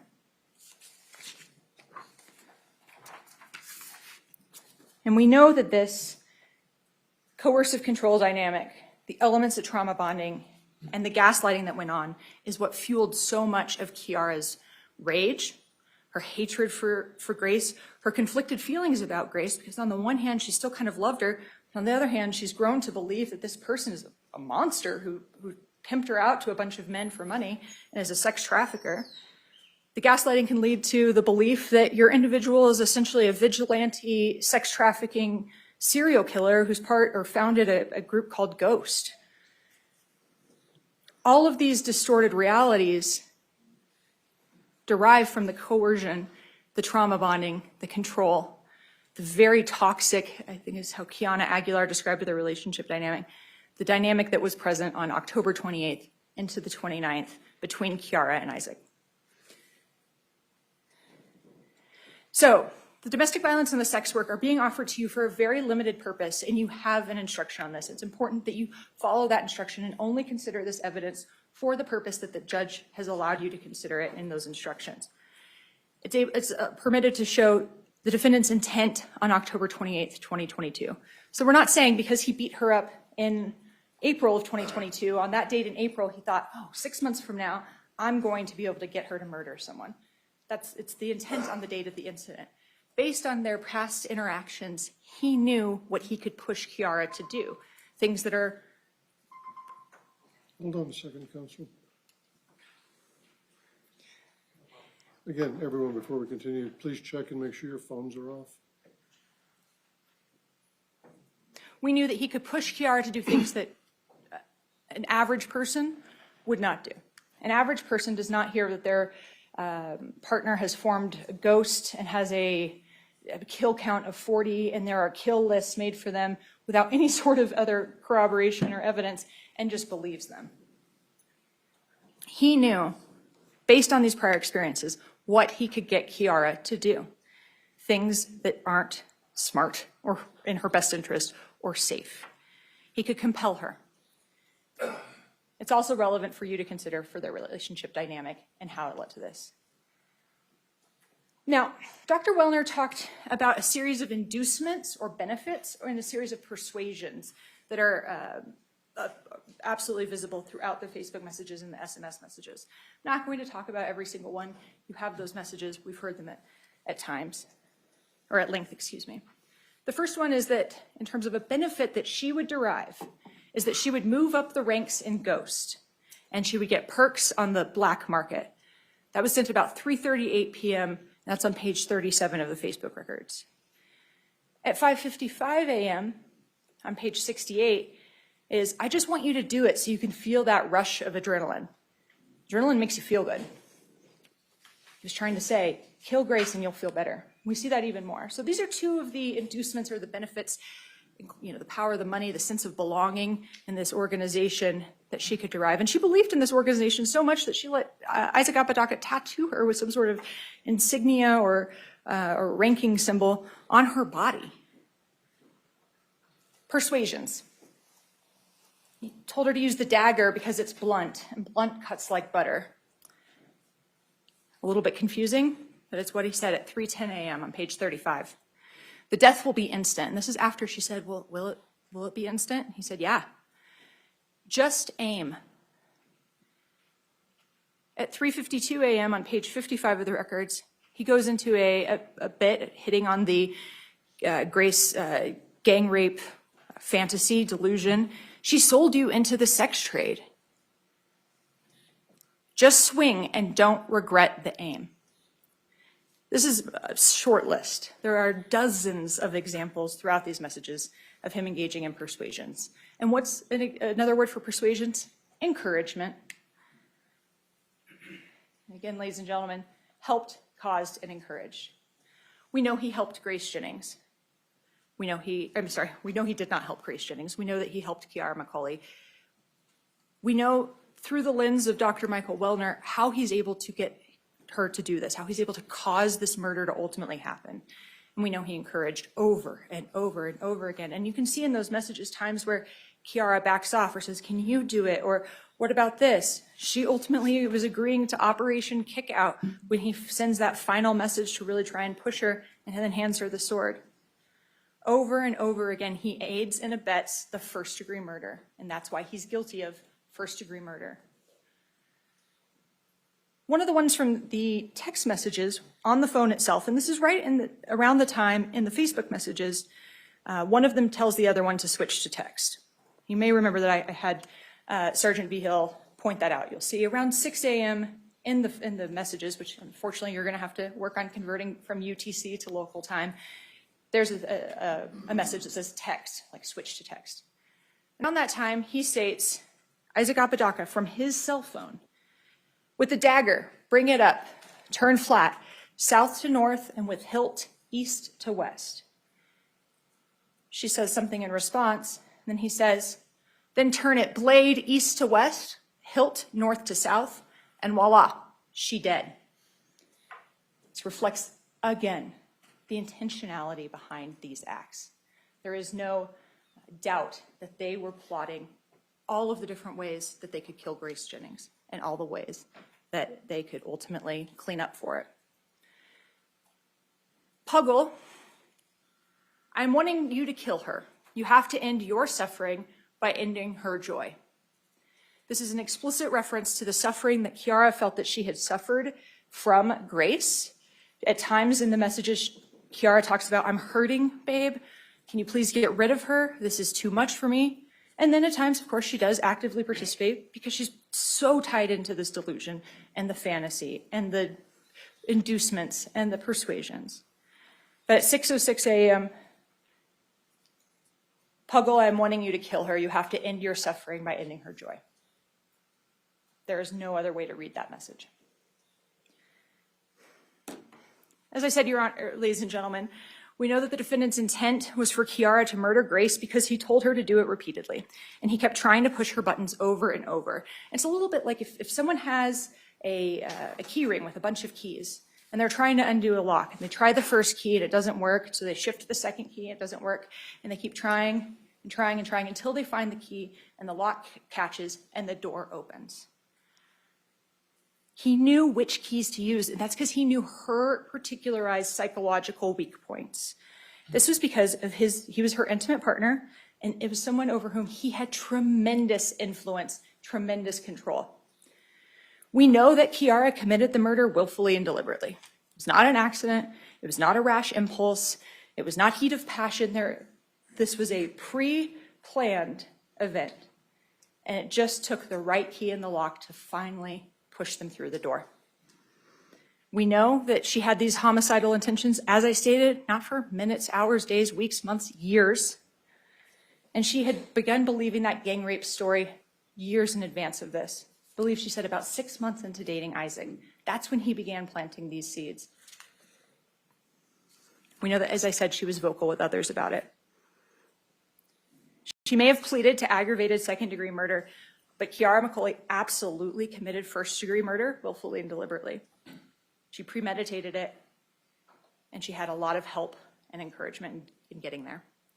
Every time she resisted, every time she asked questions, every time she asked for him to help, he backs off momentarily, and then he comes back with a new key, a new approach. Isaac Apodaca brought Grace Jennings to that apartment where he resided with his homicidal, delusional girlfriend. Isaac Apodaca repeatedly urged for that murder to happen. He promised to be helpful in the charge of cleaning up. He handed Kiara the sword. He did not need to be present in the room for him to be guilty of first-degree murder. There is no requirement in the uniform jury instructions, the rules that you've been handed, that he swing that sword, that he be present in the room at the exact instance of the murder. It is about him and the ways he communicated the cause, the help, the encouragement. Ladies and gentlemen, your job is to apply the facts of this case, not to judge Kiara McCulley's culpability and try and weigh out some sort of apples to apples decision as to, well, if she took a plea, no. Her bargain for exchange stands on its own. Your job in this case is to look at Isaac Apodaca and his role in this case, to look at Isaac Apodaca and look at all of the causation, the encouragement, the help that he performed that led to Grace Jennings dying in that disgusting garage on October 29th of 2022. And as you applied those facts, these facts, this evidence to the law in this case, you will find that he is guilty of first-degree murder under an aided and abetted theory, and you will find that he is guilty of conspiracy to commit first-degree murder. I thank you for your time and attention, and I'll get the opportunity to speak to you again soon. Ladies and gentlemen, as I mentioned in between the closing statements, we're going to take a quick recess. This will be our bathroom break for the morning. We'll come back and continue. If you would please go with the bailiff. All right.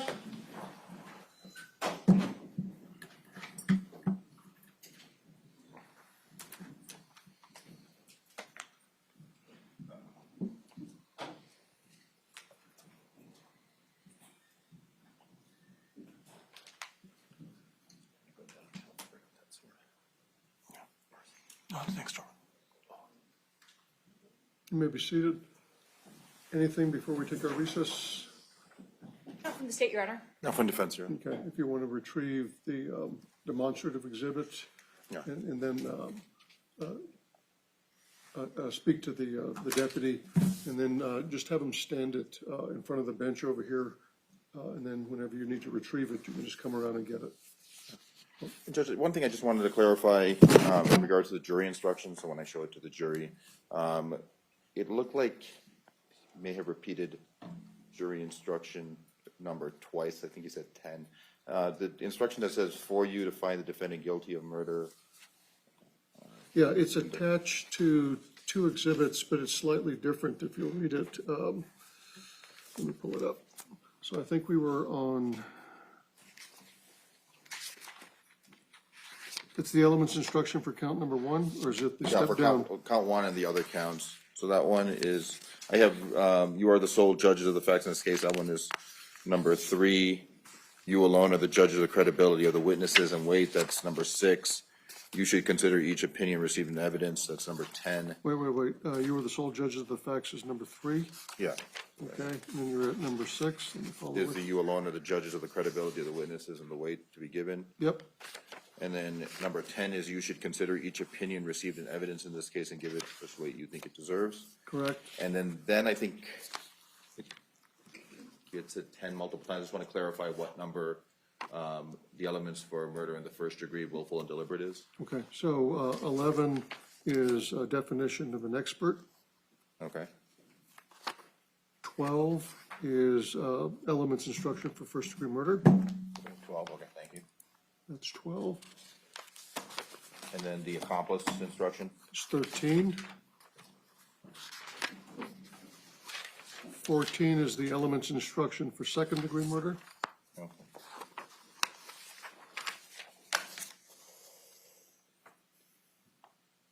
Then the conspiracy instruction. It's count 2, conspiracy is 15. Okay. 16 is in addition to the other elements. Okay, that's all I need. Thank you, Judge. Okay, And Judge, I do have that final instruction with the alternate name. yeah, 22, did you show it to council? I did. Okay, Yes, sir. Permission to approach? bring it up.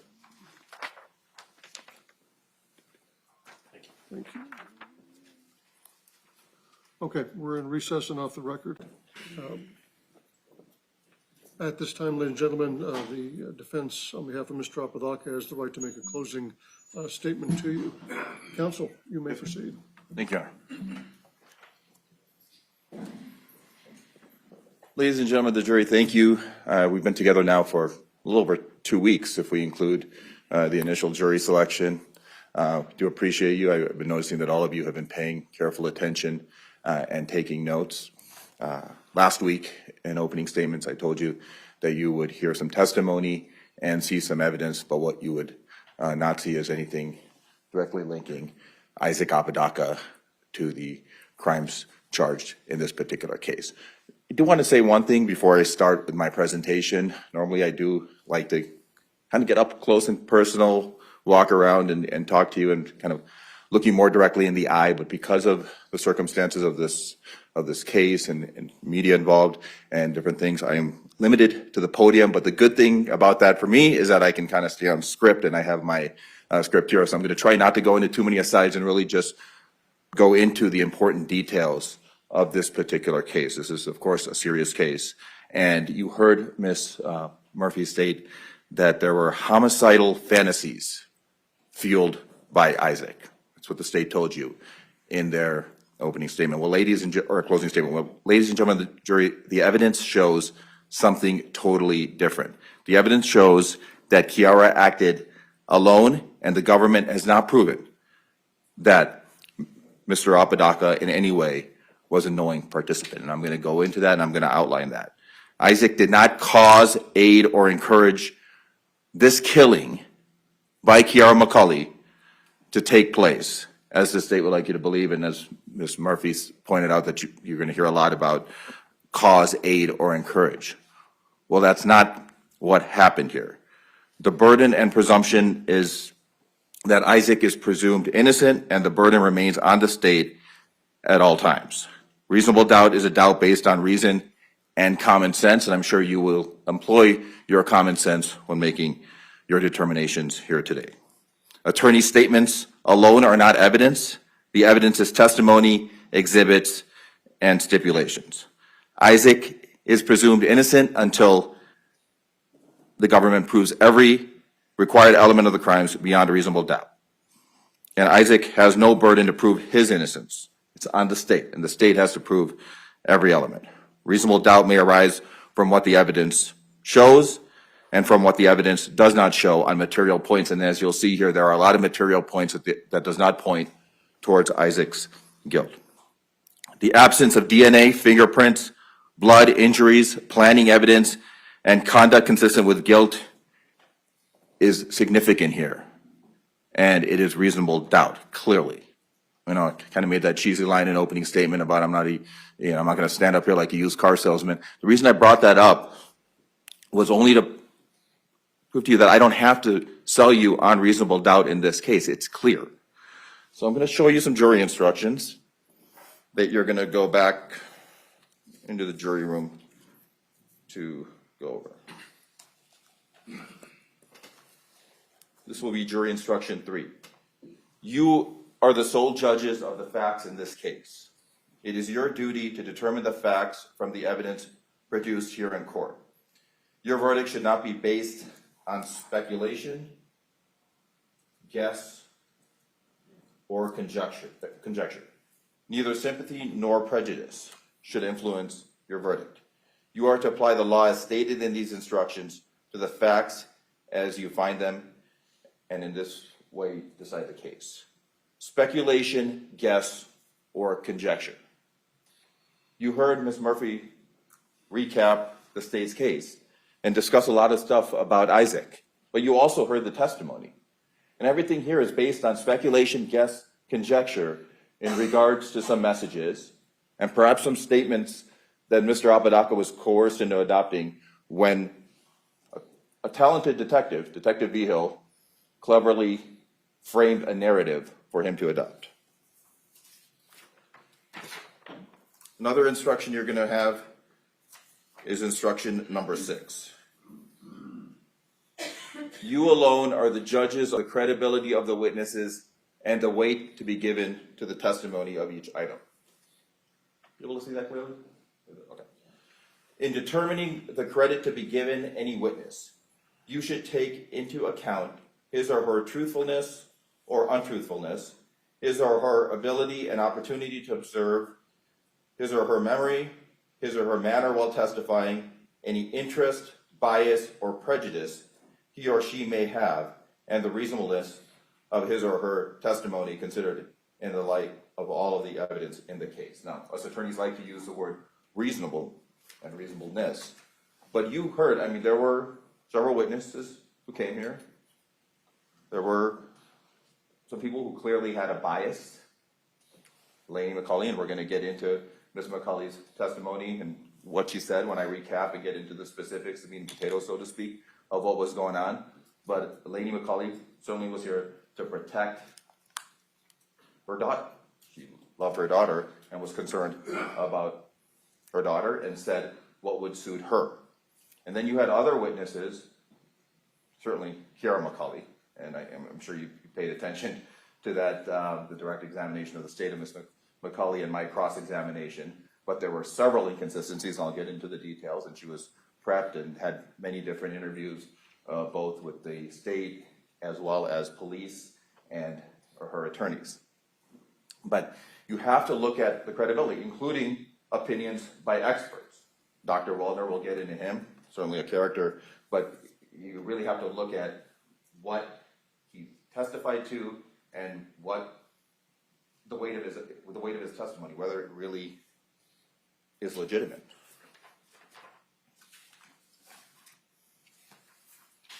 Instruction number 10.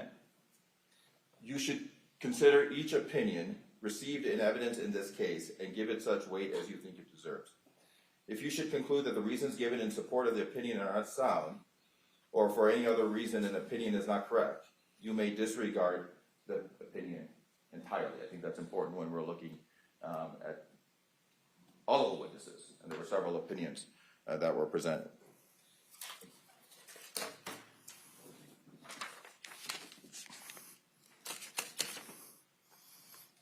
Now, the state has to prove all of the elements of the crimes beyond a reasonable doubt, as we discussed in jury instructions.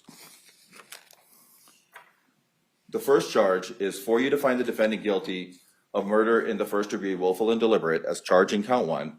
The state must prove to your satisfaction, beyond a reasonable doubt, each of the following elements of the crime. Defendant killed Grace Jennings. I'll acknowledge the state is trying to proceed here on accomplice liability. All right? But the defendant, as is agreed between us, one thing we'll agree with the state on, the defendant did not physically stab Grace Jennings to death. That was Kiara McCulley. So now we're basing everything on some messages, maybe a statement he made to the Detective Vigil, and just various other circumstances and testimony, and then this grand old narrative by Dr. Wellner, who I'll get into more later, but Dr. Wellner didn't even sit down and discuss this with Mr. Apodaca or with Ms. McCulley. And the importance of that is that when you're trying to form an opinion, don't you have to form that opinion, especially when you're doing an expert opinion on matters such as coercion and control between two different individuals? Don't you have to sit down and talk to them up close and personal, know what's going on, know their, different quirks or different things that might make them susceptible or maybe not prone to coercion and control, or vice versa? How do we know that Kiara McCulley was not coercive and controlling over Isaac Apodaca? What evidence do we have one way or the other what was going on? Actually, we have evidence through testimony and different things that Kiara was kind of running the ship. And Lainey McCulley, her mom, somewhat controlling and kind of her mentor, raised her around swords and was a mentor to her. And Kiara actually lived out her fantasy, had a dream. She described the sword as being this beautiful sword. Element 2, the killing was with the deliberate intention to take away the life of Grace Jennings or any other human being. There's nothing here showing that Isaac Apodaca had any sort of deliberate intent, and I will get into the accomplice liability instruction here shortly. And then this happened in New Mexico on or about October 29th, 2022. We're not denying that the killing took place on October 29th, 2022. Now, the accomplice liability instruction, again, it says that the defendant intended that another person commit the crime. Did this defendant intend for Kiara McCulley to commit this crime? There's been absolutely no evidence beyond some crazy text messages that I'm going to get into and break down here that Isaac Apodaca intended for Kiara McCulley to commit this crime. Another person did commit this crime. We're acknowledging that Kiara McCulley committed this crime. And then the defendant helped, encouraged, or caused a crime to be committed. There's absolutely nothing. And I want you to carefully look over those messages, and I'm going to go over some of the messages, some of the specific messages, and explain to you why there's nothing showing that the defendant helped, encouraged, or in any way certainly caused this crime to be committed. Now, one thing that's important for you to, well, for me to discuss is if you find the defendant, find the defendant not guilty of first-degree murder, then there's his instruction as to second-degree murder. We don't believe defense, and I think it will be pretty clear when you start deliberating that Mr. Apodaca is not guilty of murder at all here. But you do have to consider, and I do have to show you this, the instructions for second-degree murder. And this takes out the deliberate intent portion of the analysis. So the defendant killed Grace Jennings. The defendant knew that his acts created a strong probability of death or great bodily harm to Grace Jennings. Now, you know, I do have the plea up here, and I'm going to show that to you in a bit, but Ms. McCulley's plea was to second-degree murder, and certainly she knew that there was a strong probability of death or great bodily harm to Grace Jennings. But nothing here shows that the defendant in any way had anything to do with wanting Grace Jennings dead and intending for this to happen. And then we would, of course, go back to the accomplice liability jury instructions in regards to encouraging and causing. And then there's also a charge of conspiracy to commit first-degree murder, willful and deliberate, as charged in count 2. The state must prove to your satisfaction, beyond a reasonable doubt, each of the following elements of the crime.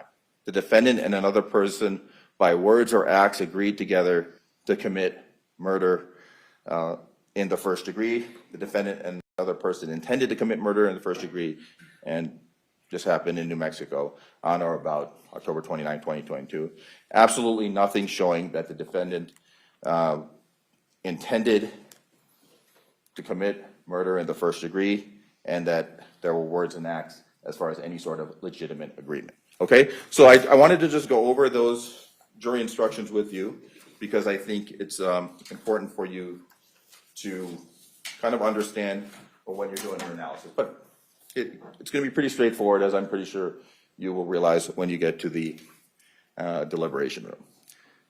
Now, I do think it's important to show you this because there's a jury instruction in regards to how intent could be formed and different things. And then with Dr. Wellner and the state has harped on this April 2022 dismissed charge. And I did introduce this, and this clearly shows that that was dismissed. And I think it's also important for you to understand that when you're evaluating Dr. Wellner's testimony.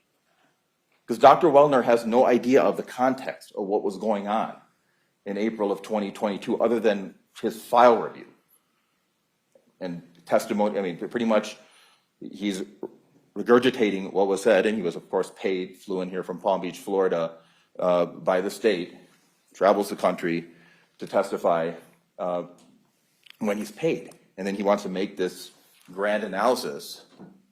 The case in April 2022 was dismissed, and there is nothing anywhere in Dr. Wellner's analysis that can demonstrate that he actually knew what the context of that dismissal was and what was going on there.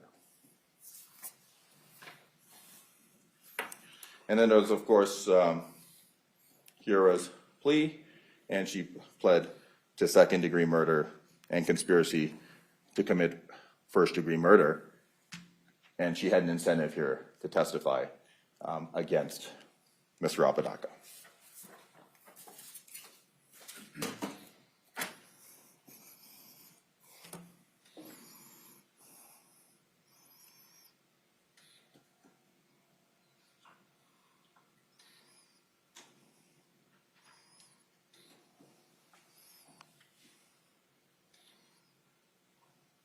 Now, in regards to the conspiracy and the actual charge of murder, there was no proof absolutely no proof that Isaac was present for the killing.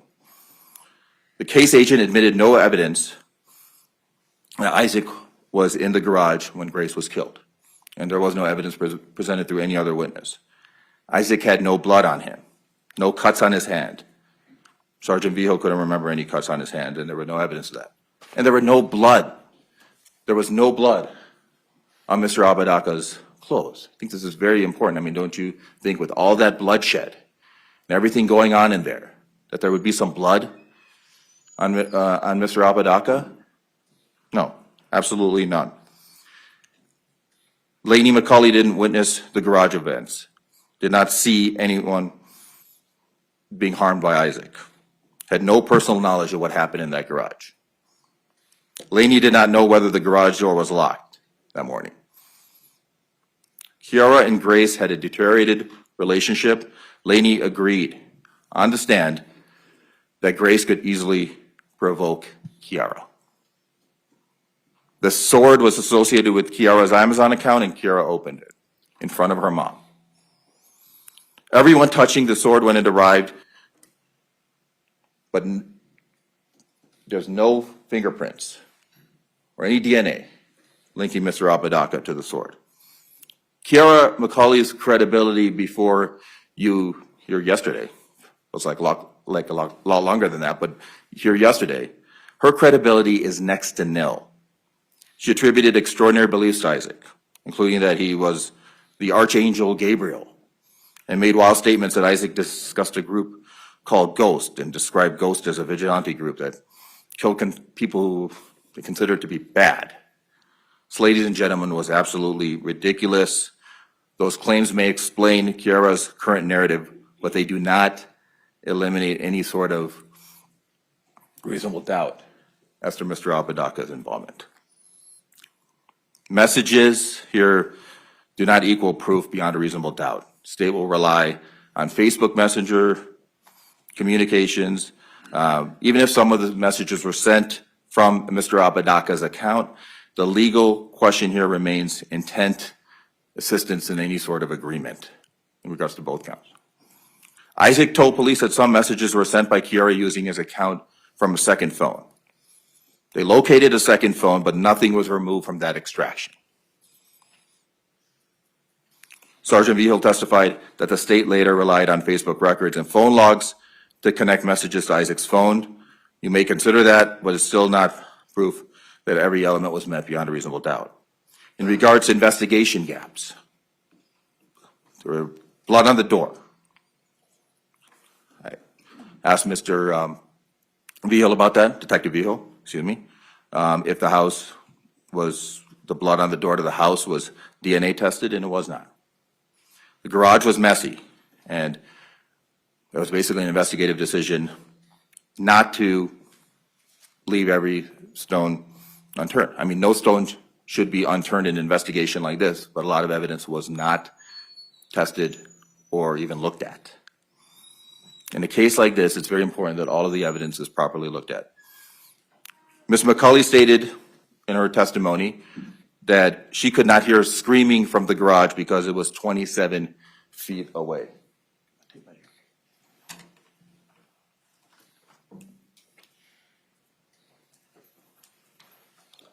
Sir, I need you to sit down.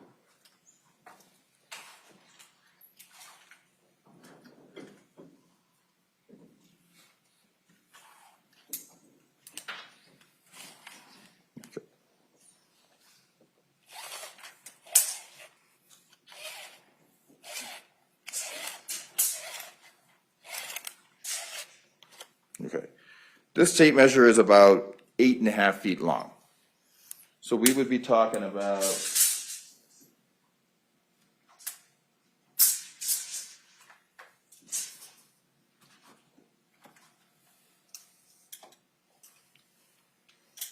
from this door, from the door over here to right about here. We're talking 8.5 feet. If you multiply that by 3,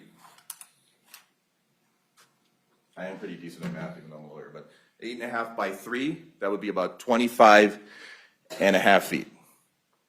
You need about another 1.5 feet. So you're talking here, times 2 would be up to there, times 3 would be probably where y'all are sitting, and then maybe another foot or 2 would be the next row back there. So we're supposed to believe that Lady McCulley could not hear her daughter, Kiara McCulley, stabbing Grace to death with a sword which has her DNA on it.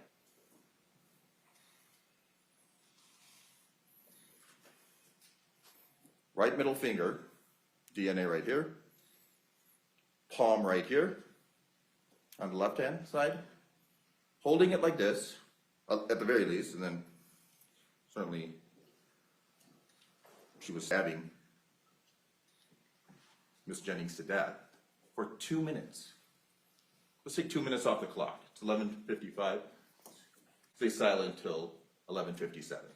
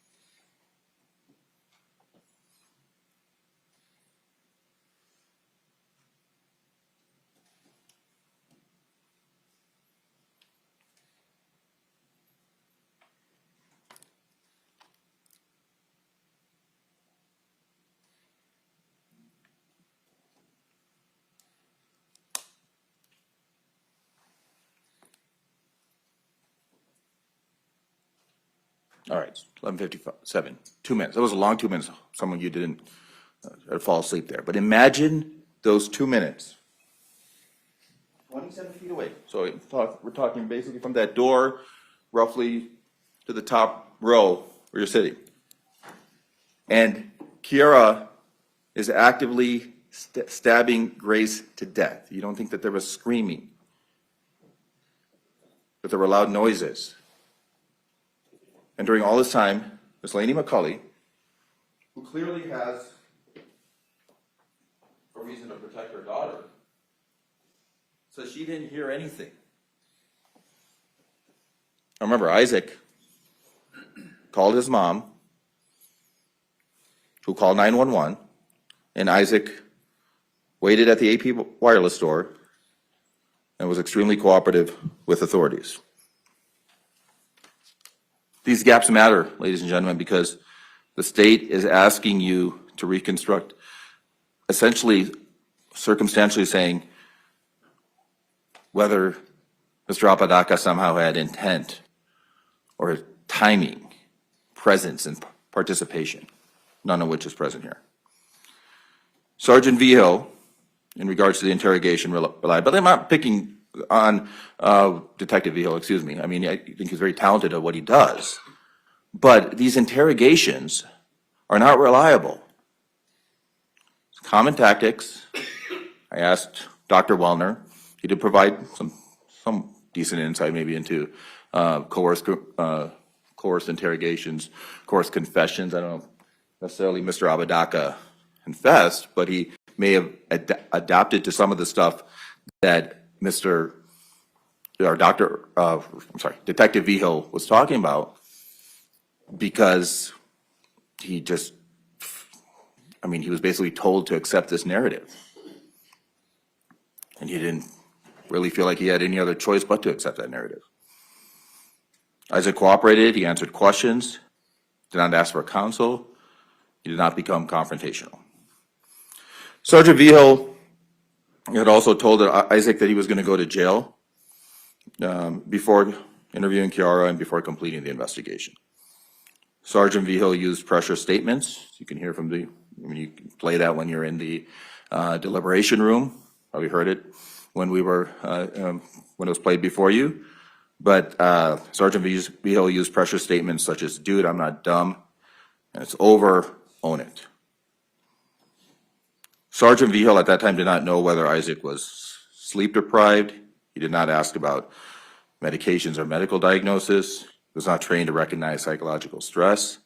He did not ask about education or reading difficulty or disabilities, for that matter. Interrogation may show pressure and confusion, but nothing there properly states that Mr. Apodaca was in any way accepting anything in regards to responsibility in this case. He was just pressured into accepting a narrative. And the state also wants to make this whole argument about coercion and control. You saw him on that interview. Did he seem coercive and controlling at all? I hate to say this, but I think we're in the middle of July. I know it's a little cooler here in Santa Fe than other parts of the country, but Isaac couldn't sell me a free air conditioner in the middle of July. He is not coercive or controlling. He does not demonstrate any of those traits. If anything, he was just scared and didn't know what to do, and was just kind of agreeing with this narrative that Detective Vigil was shoving down his throat. Now, as far as the forensics, Dr. Helmer did prove that there was a homicide. She did explain that. She didn't say anything about Isaac's guilt. Grace had more than 20 sharp force injuries, but pathology did not identify Isaac as a killer. Dr. Helmer could not determine the exact time of death scientifically, but stated that it took around 2 minutes. The pronounced time of death, it was not the actual time of death, she wasn't sure, but Sergeant Vigil admitted that he didn't do any independent forensic analysis to determine how long the attack took, and he kind of just told Isaac, it wasn't 30 seconds to 2 minutes, and Isaac just was basically admitting to anything that Detective Vigil was telling him. But Emily Helmer, the witness, clearly testified that it did take about 2 minutes. This case, ladies and gentlemen, is about proof. It's not about suspicion. Again, guess, conjecture, speculation. That's not what it's about. It's not about suspicion. The case is not about whether something terrible happened to Grace. It did. The case is about whether the government proved beyond a reasonable doubt that Isaac knowingly took part in it.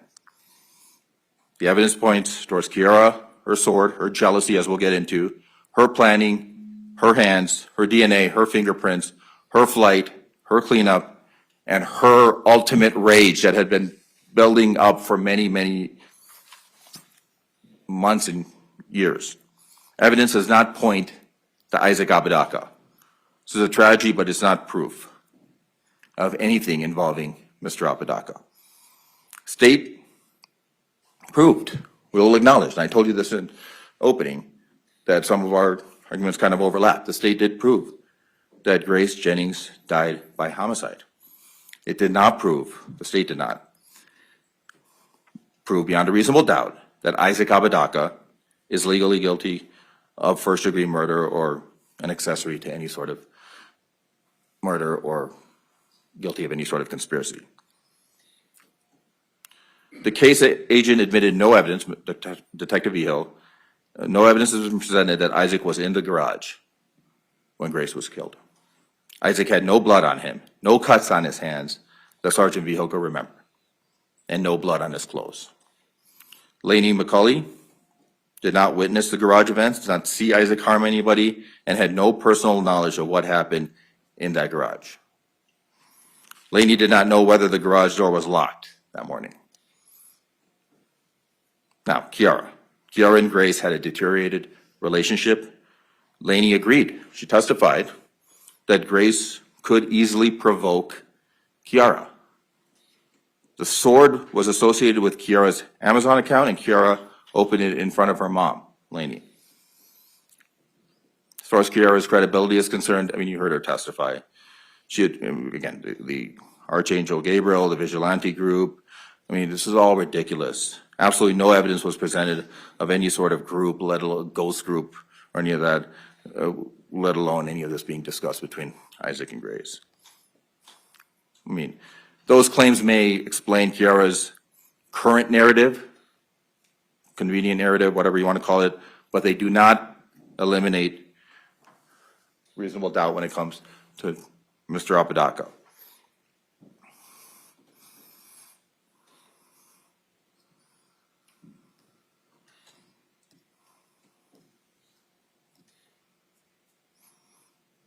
Kiara had always liked swords.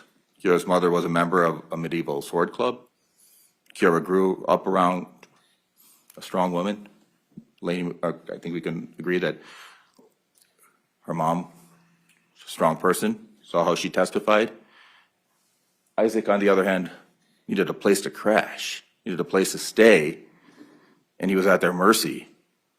Needed to agree with anything that Laney and Kiara wanted. Needed to acquiesce.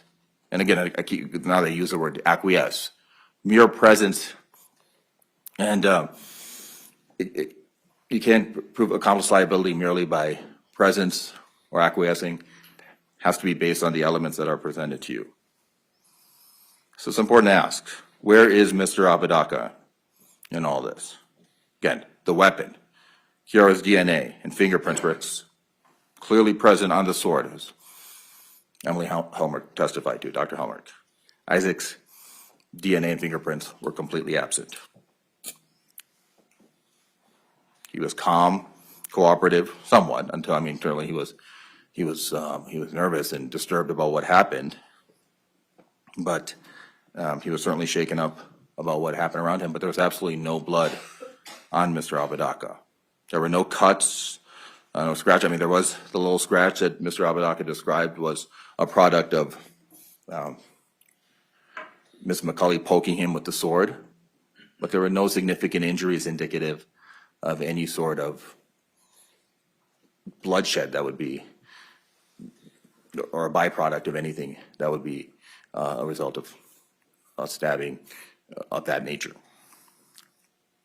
Now, again, DNA, as I showed you, was present on the sword handle. Kiara's fingerprints were present on the sword handle. Grace's DNA was present on bloodstains from the actual blade of the sword. Isaac's DNA was not present on the sword. Isaac's fingerprints were not present on the sword. And based on fingerprints and DNA results, Kiara would have had to have handled the sword with both hands, as I demonstrated to you when they're showing the right middle finger and the left palm.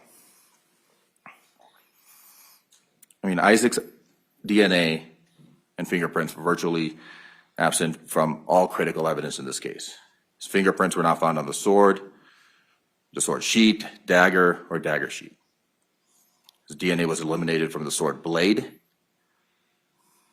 Grace's blood, sword handle, the blue sweater with Grace's blood on the cuff, the tissue with Kiara's blood, all of the wall and bedding swabs with Grace's blood, and most critically, from both of Grace's fingernail clippings, including the DNA under the fingernails. So there was nothing linking Isaac Apodaca. And I think it's also important to note that Kiara had all these conflicting, crazy stories, right? Just talking about how Isaac had handed her the sword at once. I mean, she had a more trimmed down testimony here when she testified before you, but then I talked to her about her previous interviews and different wild accusations she made about Isaac handling the sword or swinging the sword or different things.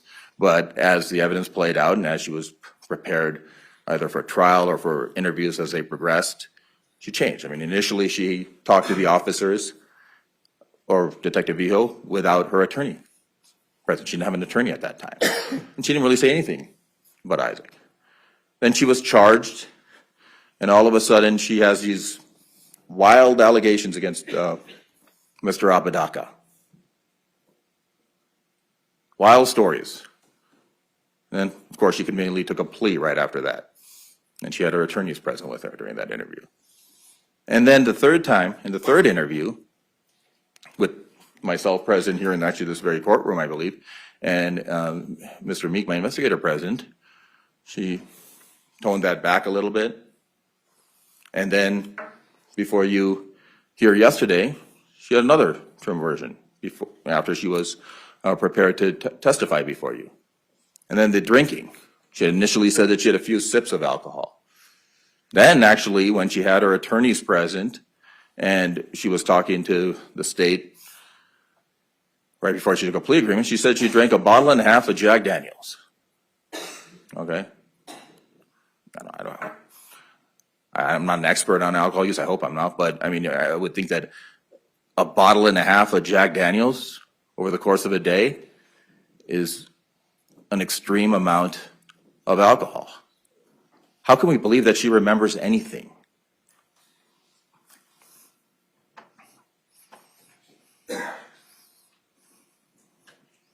Oh, my doctor testified that Grace was underweight and was about 111 pounds, I think.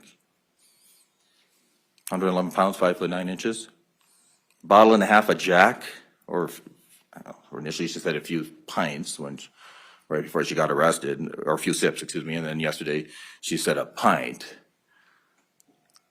Ladies and gentlemen, jury, her testimony cannot be taken seriously at all.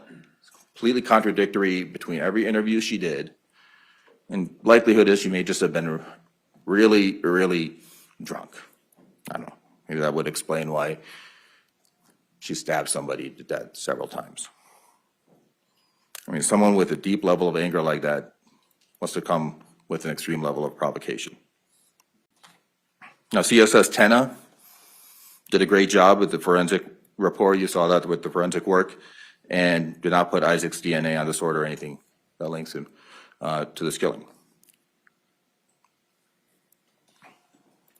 As far as Kiara's, again, no blood on Isaac. As far as the bloodshed, there were no Band-Aids on Isaac. A Band-Aid box was found in the detached garage. Kiara had Band-Aids on her. That evidence is consistent with Kiara handling the weapon, not Isaac. State's trying to point and basically paint Isaac in the worst light possible, but there's absolutely no evidence of him having any sort of involvement in this case. Kiara's the one who discussed this big, or maybe she didn't say big, but she said beautiful sword. Stated that her mom taught her how to use swords, and then she lived out her fantasy after getting her own sword.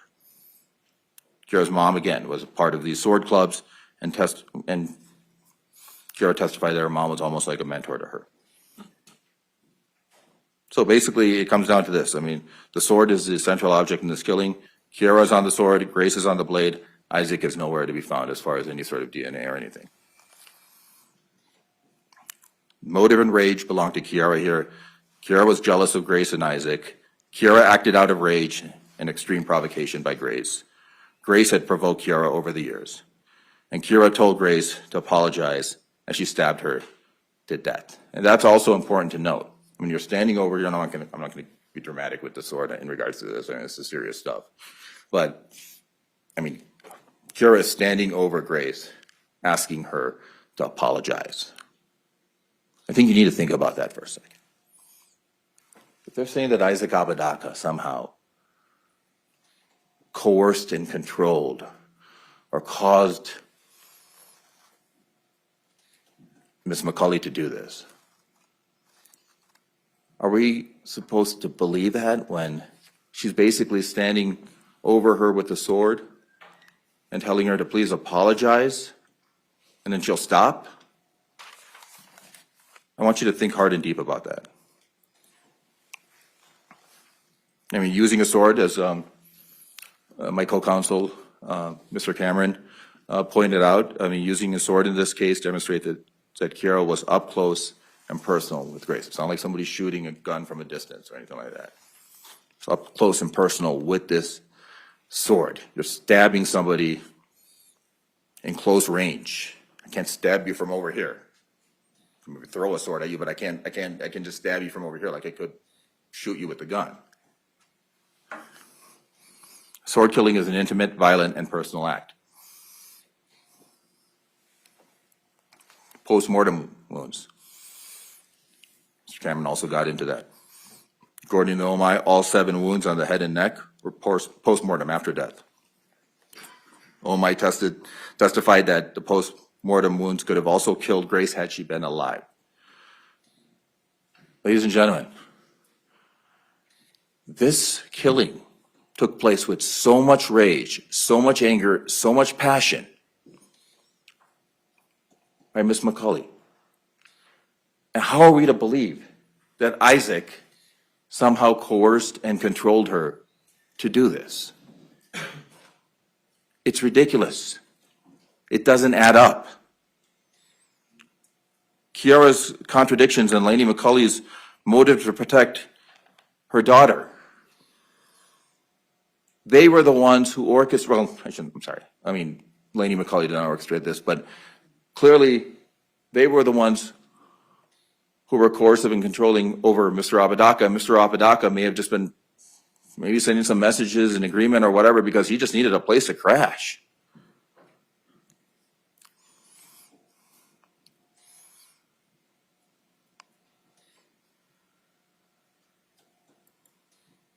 And of course, let's get to Dr. Wellner. Dr. Wellner is a red herring in this case, ladies and gentlemen. He's a red herring. The case, we believe, is a weak case for the state. The state is trying to make you believe that Isaac was somehow coerced and controlled. Or somehow coerced and controlled Ms. McCulley. So then they bring in Dr. Wellner. The government wants to explain all of this bloodshed, the state, through this coercion and control. The sword, the DNA, the fingerprints, the band-aids, the washer still running, the flight, the jealousy, the post-mortem wounds, point to Kiara acting alone. The physical evidence, again, does not put Isaac on the sword. Isaac had no blood on him. Isaac had no real cuts. Kiara ran while Isaac cooperated. Kiara had the sword, the motive, the planning, the DNA, the fingerprints, and the rage. Dr. Wellner's so-called expert testimony, ladies and gentlemen of the jury, should be taken with a grain of salt. And I don't know what to say. I mean, he's an expert. I understand that. But as I told you earlier, he travels the country. He was flown in here from Palm Beach, Florida, testify for the state. He was paid by the state to make this argument without interviewing the subjects of this situation, without looking into or finding out any real detail about that 2022 case that was dismissed. And then he also goes into this analysis about the grand stuff about, all this stuff, the sex work and all this stuff. Those are all red herrings, ladies and gentlemen. None of that should be considered. I mean, it's not an instruction. Again, there's also an expert opinion jury instruction. And it's up to you to determine the weight that deserves. And I'll tell you this, Dr. Wellner's testimony deserves absolutely no weight.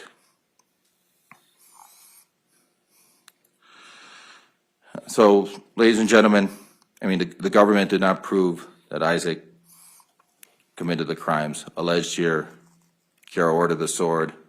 This was a result of jealousy. Suspicion is not proof. Association is not proof. Being near Kiara is not proof. Again, mere presence is not alone. Joking around is not proof. I don't want to use the term hyperbole, but I mean, there are certainly, we can't really take these messages. We got to take the messages in its proper context. I mean, Grace Jennings was Isaac's ex-girlfriend with whom he maintained a friendly relationship. Grace proactively contacted Isaac seeking a place to stay, welcomed her into their house. There was really no evidence of any real pre-existing conflict between Isaac. There was certainly pre-existing conflict between Kiara and Grace, but nothing between Isaac. So, I mean, I guess there was, I mean, you can talk about real world intent and these text messages, text-based puffing. I mean, in the text stream at 12:54 a.m., Isaac explicitly told Kiara in the text stream to show compassion and reject violence. Then there's that bizarre message about, I mean, that the state wants to talk about with moving up the rank, the black market heads and Bitcoin payouts and all of this. I mean, that's just basically an echo chamber. It's not anything that's legitimate in regards to any sort of intent that Mr. Apodaca had in regards to do anything towards Ms. Jennings. Isaac explicitly texted at 5:59 a.m., yes, I want to help, but I cannot coach you to do. But then he backed out. He said, she has a volatile partner. She's going through delusions. It's basically telling her what she wants to hear. She's like, I cannot aid you. I don't want it. He doesn't want anything to do with this. Isaac generally tried to de-escalate the matters and discussed a nonviolent strategy. I mean, the text messages, I'm not gonna sugarcoat them. They're certainly disturbing, especially considering what happened here. But there's nothing showing that these messages was any sort of legitimate acknowledgement by Mr. Apodaca that he was intending, encouraging, or causing. Ms. Murphy articulately said, articulated, there was nothing that he was intending, encouraging, or causing Kiara to commit the crime. And again, ladies and gentlemen, remember, mere presence or acquiescence alone is not enough to find somebody guilty of murder as an accomplice. This was about Kiara's beautiful sword. This was Kiara's plan, Kiara's jealousy, Kiara's rage, Kiara's flight, Kiara's cleanup, Kiara's DNA, Kiara's fingerprints. This had absolutely nothing to do with Isaac's knowing participation. No proof beyond a reasonable doubt was clearly presented here. So, the state, they did prove a tragedy here. They did prove suspicion, but they did not prove that Isaac Apodaca is guilty beyond a reasonable doubt. Only verdict here, ladies and gentlemen, is not guilty of first-degree murder, not guilty of second-degree murder, and not guilty of conspiracy to commit murder. The state is asking you to ignore essentially what is missing in this case and look away from what is present. For you to determine whether somebody is guilty beyond a reasonable doubt, you have to look at the evidence, but also the absence of evidence, which is very glaring in this case. Only verdict here, ladies and gentlemen, is, again, not guilty of all the counts. Thank you for your time. And on behalf of my defense team, Mr. Cameron, Mr. Apodaca, and Mr. Meek, we appreciate the work that you've done and you're putting into this case. Thank you. Ladies and gentlemen, under our rules, because the state bears the burden of proving the charges beyond a reasonable doubt, the state has the opportunity to do a reply after the defense's closing statement to you. Ms. Murphy? Before you get started, if you want to stand up and stretch for a second, we're going to finish this before we take our next break.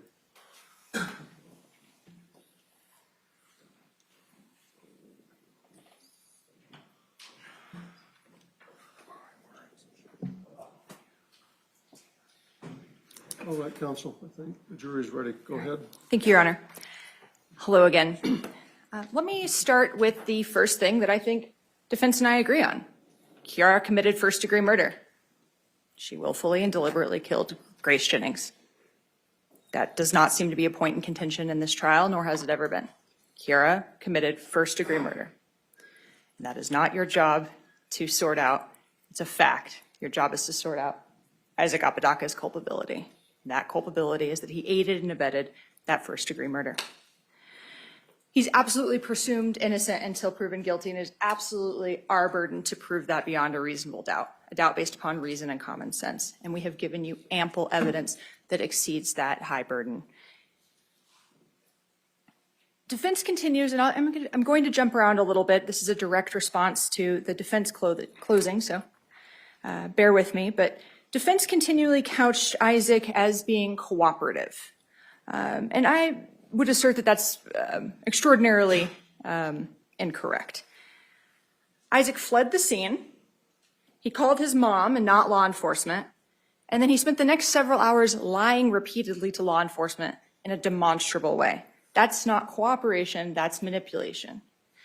It was an attempt to remove himself from the spotlight once he realized that Googling how to dispose of a body wasn't going to give him the information he needed to, in fact, help dispose of the body, the thing that he'd agreed to do prior in the night. Once he realized that wasn't going to work out, Isaac put Isaac first, and he bounced.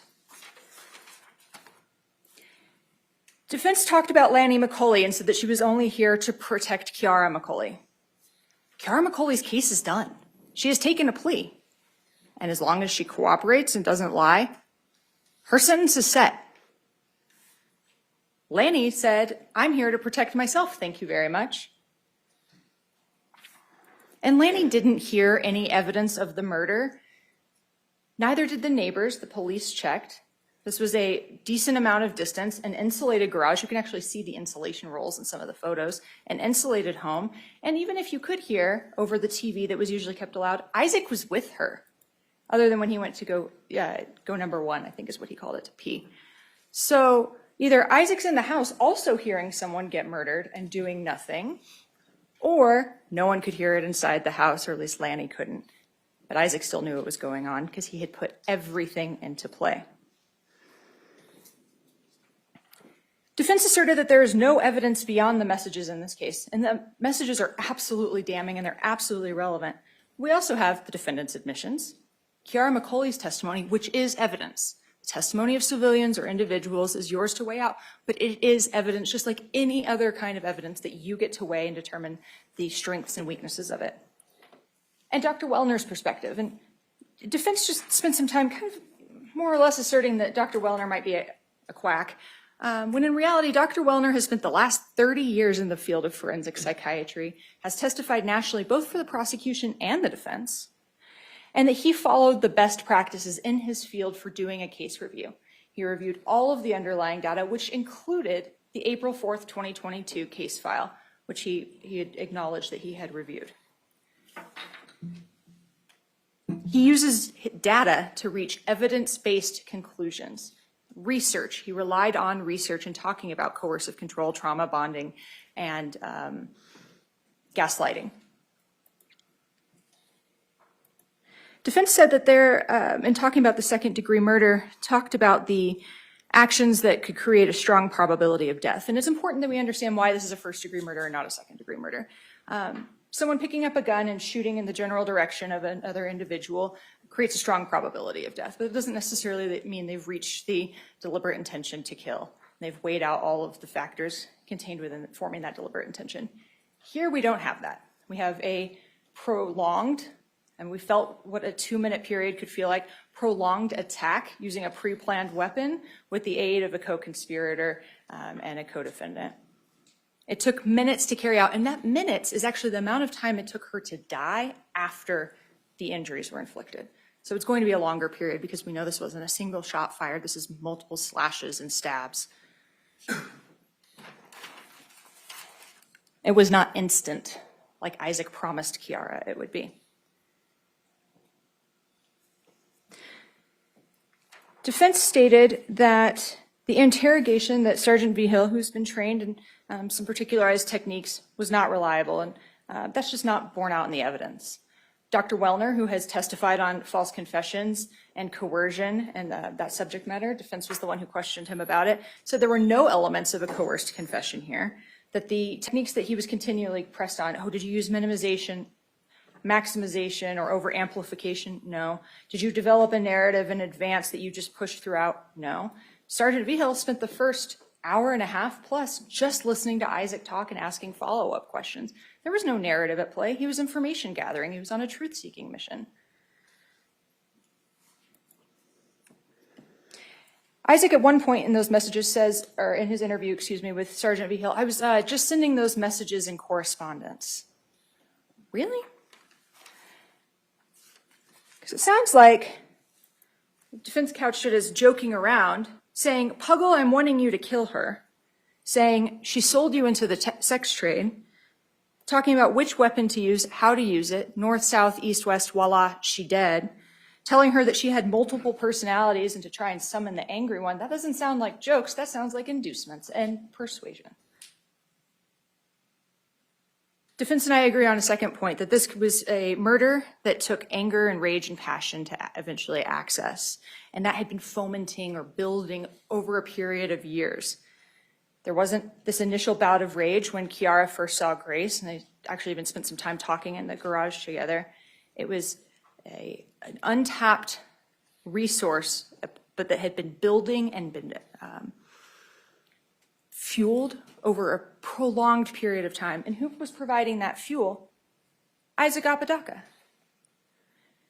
When Kiara first met Isaac at the mall and Grace was there, she didn't see Grace and have some epiphany that she'd been gang raped. No, it was once she started dating Isaac Apodaca, 6 months in, he started telling her about it. He spent years cultivating this narrative. He spent years pressing for this to happen, and he finally had an opportunity to get Kiara to execute it. And the psychological benefit is the power and the control. Getting someone to do something really dangerous and really stupid. Dangerous for them too. Defense asserted that there's no evidence of Ghost. Well, okay, I think we all agree that Ghost is not a real organization, and no one actually thinks that Isaac Apodaca founded a secret vigilante killer group. But as to Isaac playing into the fantasy of Ghost and Kiara believing it, there is ample evidence. Discussion of a kill list, discussion of using the barn as a backup location, perks in the black market, filing reports. Oh, I'll edit a report about your kill. I'll just change it and say you did it. Kiara having a platoon tattoo or insignia related to her belief in this organization, and the mention of, oh, we'll get the money in the Bitcoin or crypto wallet. He fueled over and over and over again these notions, and yeah, she had some weird belief systems that many of us may not identify with, but those were her deeply held convictions. She truly believed her intimate partner when he would tell her things. He had a power dynamic that is almost impossible to imagine how it could reach that point, except we had a forensic psychiatrist explain how it reached that point. And it was through cultivated sex work, through domestic violence, and through years of manipulation and pushing and pushing and pushing. To say that this is a joke is laughable, or that this was a joke. To say that, oh, she was drunk, so maybe she's a poor historian. Well, if we accepted that, which that doesn't really seem to be borne out, as no officers testified that they smelled anything on her, and Sergeant Vigil felt comfortable conducting an interview with her much later in the day, that would require you to believe that then Isaac Apodaca jokingly told a drunk homicidal person how to use a weapon and then attacked all of their psychological weak points to just try and, as a joke, press these things forward?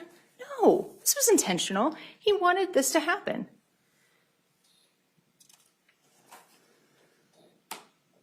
He knew the narrative that he had built in Kiara's brain, and he still let Grace come over. Who brings someone to their home that they know that their partner hates at the very depths of their soul when you're the one who's set that narrative in motion for years? Someone who wants that person to kill the other person.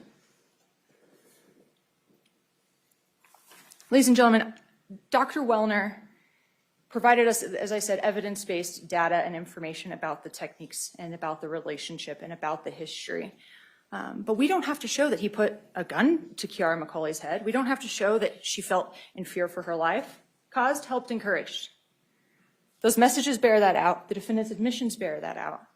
And whether you want to view this evidence, in this case, as showing that Isaac Apodaca is some architect, or whether you want to view him as maybe he's a puppet master pulling Kiara's strings when he touches on those psychological weak points, or maybe it's just a poor attempt to be a Marvel comic book character named Null Void that didn't really work out for him and he got caught. He is the one that set this into motion. Isaac Apodaca bears responsibility for Grace Jennings' murder. Isaac Apodaca helped, encouraged, and caused that murder. Kiara has taken her responsibility, and ladies and gentlemen, we ask that you return verdicts for the guilty on both counts. Ladies and gentlemen, I have a final instruction for you before you retire. Instruction number 22. I will now ask you to retire to the jury room to begin your deliberations.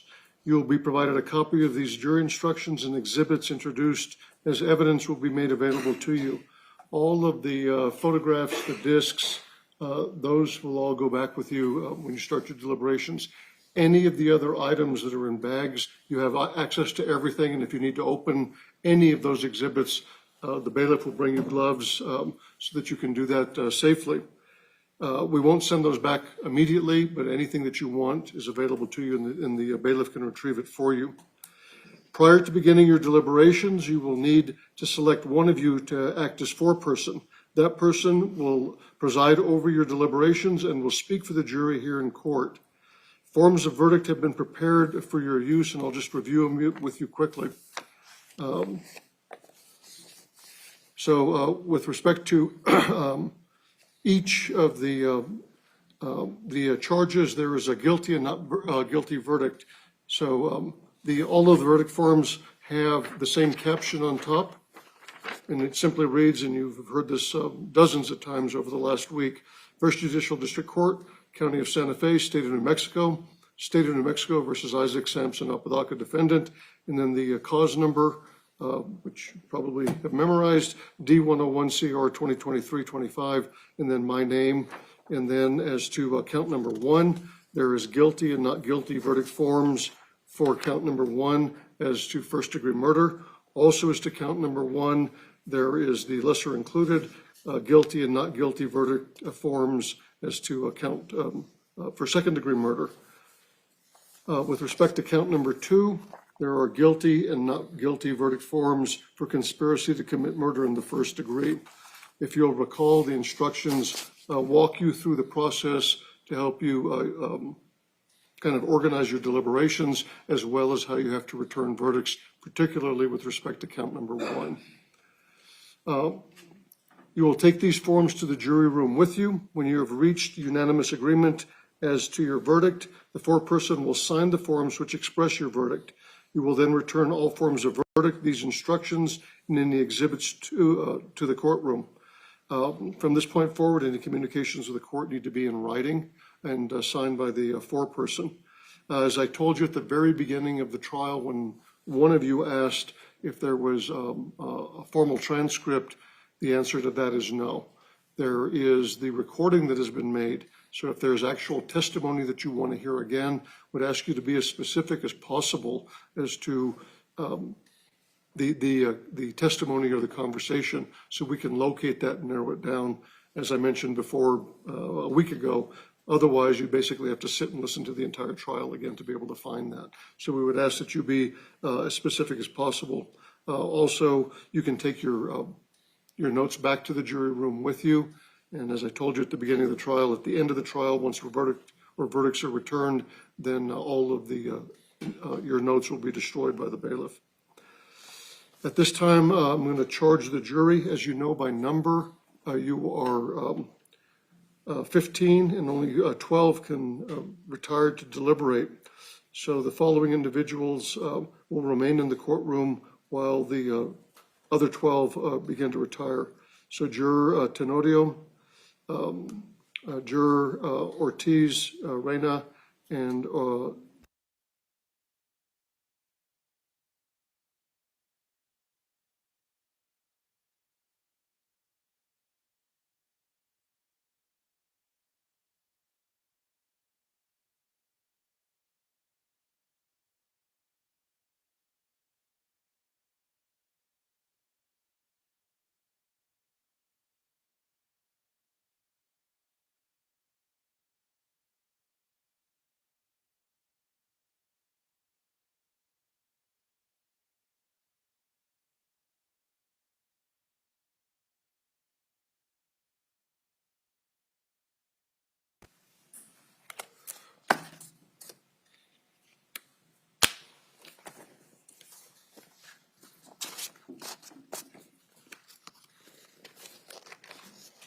The jury instructions have the winged clip on them. The 6 possible verdict forms are paper clipped together, and those are what I'm handing to the bailiff. Would all rise while in D101 CR 2023-25 with counsel and Mr. Apodaca present. We've been informed that we have verdicts in the case. Is there anything preliminary to taking the verdicts? Nothing from the state judge. Nothing for defense, Your Honor. Okay, thank you. A couple of procedural things, just so that everybody's aware before we get started. I'll ask counsel after we take verdicts if they want the jury polled. And then I'll release the jury. We all stay in the courtroom until the jury is outside past the guard station on the first floor. So we'll be sitting for a while after we take those verdicts. Okay, let's have our jury, and we'll be off the record until they come in.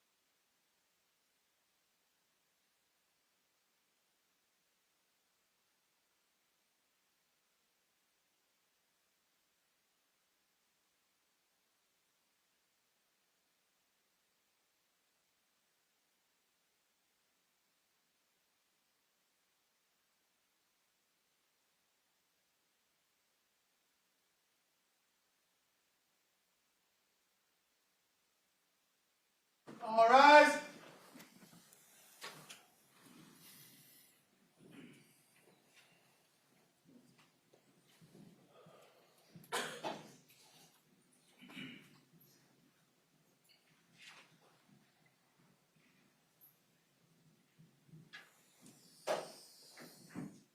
You may be seated in the courtroom, ladies and gentlemen.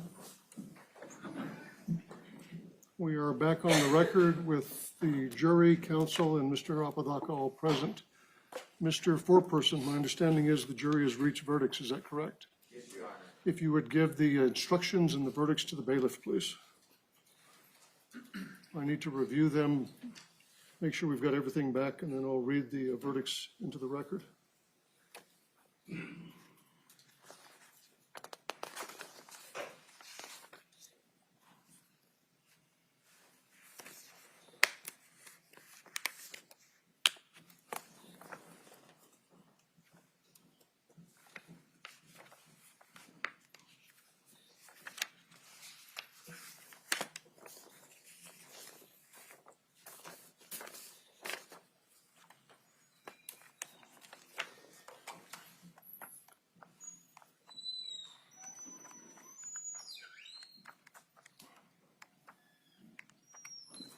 The court has returned the verdict forms as well as the 22 jury instructions that were sent back to deliberations with the jury. Mr. Apodaca, counsel, would you please rise?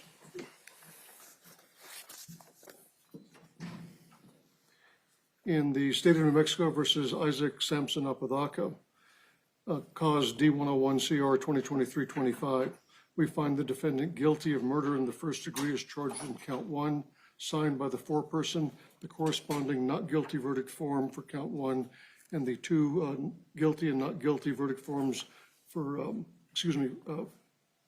second degree murder have been left unsigned. With respect to count number 2, we find the defendant guilty of conspiracy to commit murder in the first degree is charged in count 2. The corresponding not guilty verdict form is left unsigned. You may be seated. Thank you. Do the parties wish the jury to be polled? Yes, Your Honor. Yes, Your Honor. Okay. Ladies and gentlemen, either party has the right under our rules to ask that the jury be polled. So what that means is I'm going to start and ask each of you as to each count if the verdicts that I have received represent your verdict. So I'll start in the back row, and then I'll come around the back row, and Mr. Foreperson, I'll speak to you last. Okay. Juror number 1, with respect to count number 1, the jury has returned a verdict of guilty. Is this your verdict, and was this your verdict at the time the vote was taken? Yes. Juror number 2, as to count number 1, was this your verdict, and is this your verdict? Yes. Juror number 3, was this your verdict, and is this your verdict? Yes. Juror number 4, was this your verdict, and is this your verdict? Yes. Juror number 5, was this your verdict, and is this your verdict? Yes. Juror number 6, was this your verdict, and is this your verdict? Yes. Juror number 7, was this your verdict, and is this your verdict? Yes. Juror number 8, was this your verdict, and is this your verdict? Yes. Juror number 9, was this your verdict, and is this your verdict? Yes. Juror number 10, was this your verdict, and is this your verdict? Yes. Juror number 11, was this your verdict, and is this your verdict? Yes. Mr. Foreperson, was this your verdict, and is this your verdict? Yes. The jury has been properly polled with respect to count number 1. With respect to count number 2, the verdict returned by the jury was guilty of conspiracy to commit first-degree murder. Juror number 1, was this your verdict, and is this your verdict? Yes. Juror number 2, was this your verdict, and is this your verdict? Yes. Juror number 3, was this your verdict, and is this your verdict? Yes. Juror number 4, was this your verdict, and is this your verdict? Yes. Juror number 5, was this your verdict, and is this your verdict? Yes. Juror number 6, was this your verdict, and is this your verdict? Yes. Juror number 7, was this your verdict, and is this your verdict? Juror number 8, was this your verdict, and is this your verdict? Yes. Juror number 9, was this your verdict, and is this your verdict? Yes. Juror number 10, was this your verdict, and is this your verdict? Yes. Juror number 11, was this your verdict, and is this your verdict? Yes. Mr. Foreperson, was this your verdict, and is this your verdict? Yes. The jury has been properly polled with respect to count number 2. Ladies and gentlemen, at this time, having completed and returned verdicts, I'm going to discharge you as the jury in this case. So a couple of quick instructions and I'll let you go. First of all the restrictions that were placed on you at the beginning of the trial are now lifted. You can talk to anyone you want to about the case. You can look up the names or any information about the case. All of those restrictions are lifted. You control all communications, so you can pick and choose if you want to talk to someone about the case and not to. Sometimes the attorneys want to speak to jurors. The way that happens, we have a special way of doing it. They have to notify the clerk of the court downstairs on the first floor. She would get the information and she would contact you and give you their contact information, and then you decide whether or not you want to return the call or the text message or the email. So you control all communications. No one should, none of the attorneys or their staffs or investigators or anybody should, come to your home or your work or anything like that to talk to you. If someone does approach you and you don't want to speak to them, simply let them know. And if anyone persists beyond that point, let me know, and we'll put a stop to it very, very quickly. With respect to your service, since you've sat through an entire trial, I give you the option if you want to be taken out of the larger pool for the rest of your service. All you need to do is let Angel know, and he'll let the jury clerk downstairs know. If you want to remain in the larger pool, you can. You may or may not be called back during your term of service. And if you remain in the pool, you'd be contacted in exactly the same way that you were contacted to be present for jury selection and to come back for the trial. Any questions about any of those issues? Okay. The other thing, I need to make sure you leave your notes with the bailiff. Your notes, along with the notes of the alternates, will all be destroyed. Have you retrieved all of the exhibits? Okay. So that was the other thing I needed to check on. We need to have all the original exhibits back in the court's custody. The last thing I want to talk to you about is this experience. It is not normal for most of us to sit through a trial or a hearing or any kind of a forum where, you've heard testimony from the Office of the Medical Investigator, you've seen crime scene photos, you've seen autopsy photos, you've heard the testimony in the courtroom. We've come to know over time that this process can inflict a type of trauma to individuals. So Angel will give you a pamphlet that's been prepared by the Administrative Office of the Court that just discusses that. I've been talking to juries now for over 10 years about this issue because I had a situation where a couple of years after a trial, I ran into, just by happenstance in the community, a former juror, and part of that conversation was how they were still had a problem, were kind of upset, disturbed by their experience. After that conversation, I asked them, what they had done to kind of process the whole experience. And the response I got was, well, nothing. I would suggest to you that you take some time in the next couple of weeks in whatever you normally do in your life to deal with complex emotional situations and things that you've been exposed to, that you take some time and actively process what you've been through. And again, whether that's having a conversation with a friend over a cup of coffee or going for a walk up at Aspen Vista up in the mountains, whatever you normally do, I encourage you to take some time to do this in the next few weeks so that you can kind of put this in context with the other things that have occurred in your life and hopefully help you to heal and move on. Do any of you have any questions for me about any of that? So what we're going to do is I'm going to discharge you in just a moment. Angel will walk you out. The rest of us will remain in the courtroom. Once you're past the guard station at the front of the building, then I'll release everyone else in the courtroom. Last thing I'd like to say on behalf of the court, all of my staff and the parties, we'd like to thank you for your patience. Didn't know we were going to have a power outage today, but thank you for your patience during the trial, your attention, your commitment to the process, and all the work that you've done. I discharge you as the jury for this case. Would all rise while the jury departs. All rise. Thank you all. If you go with the bailiff, please.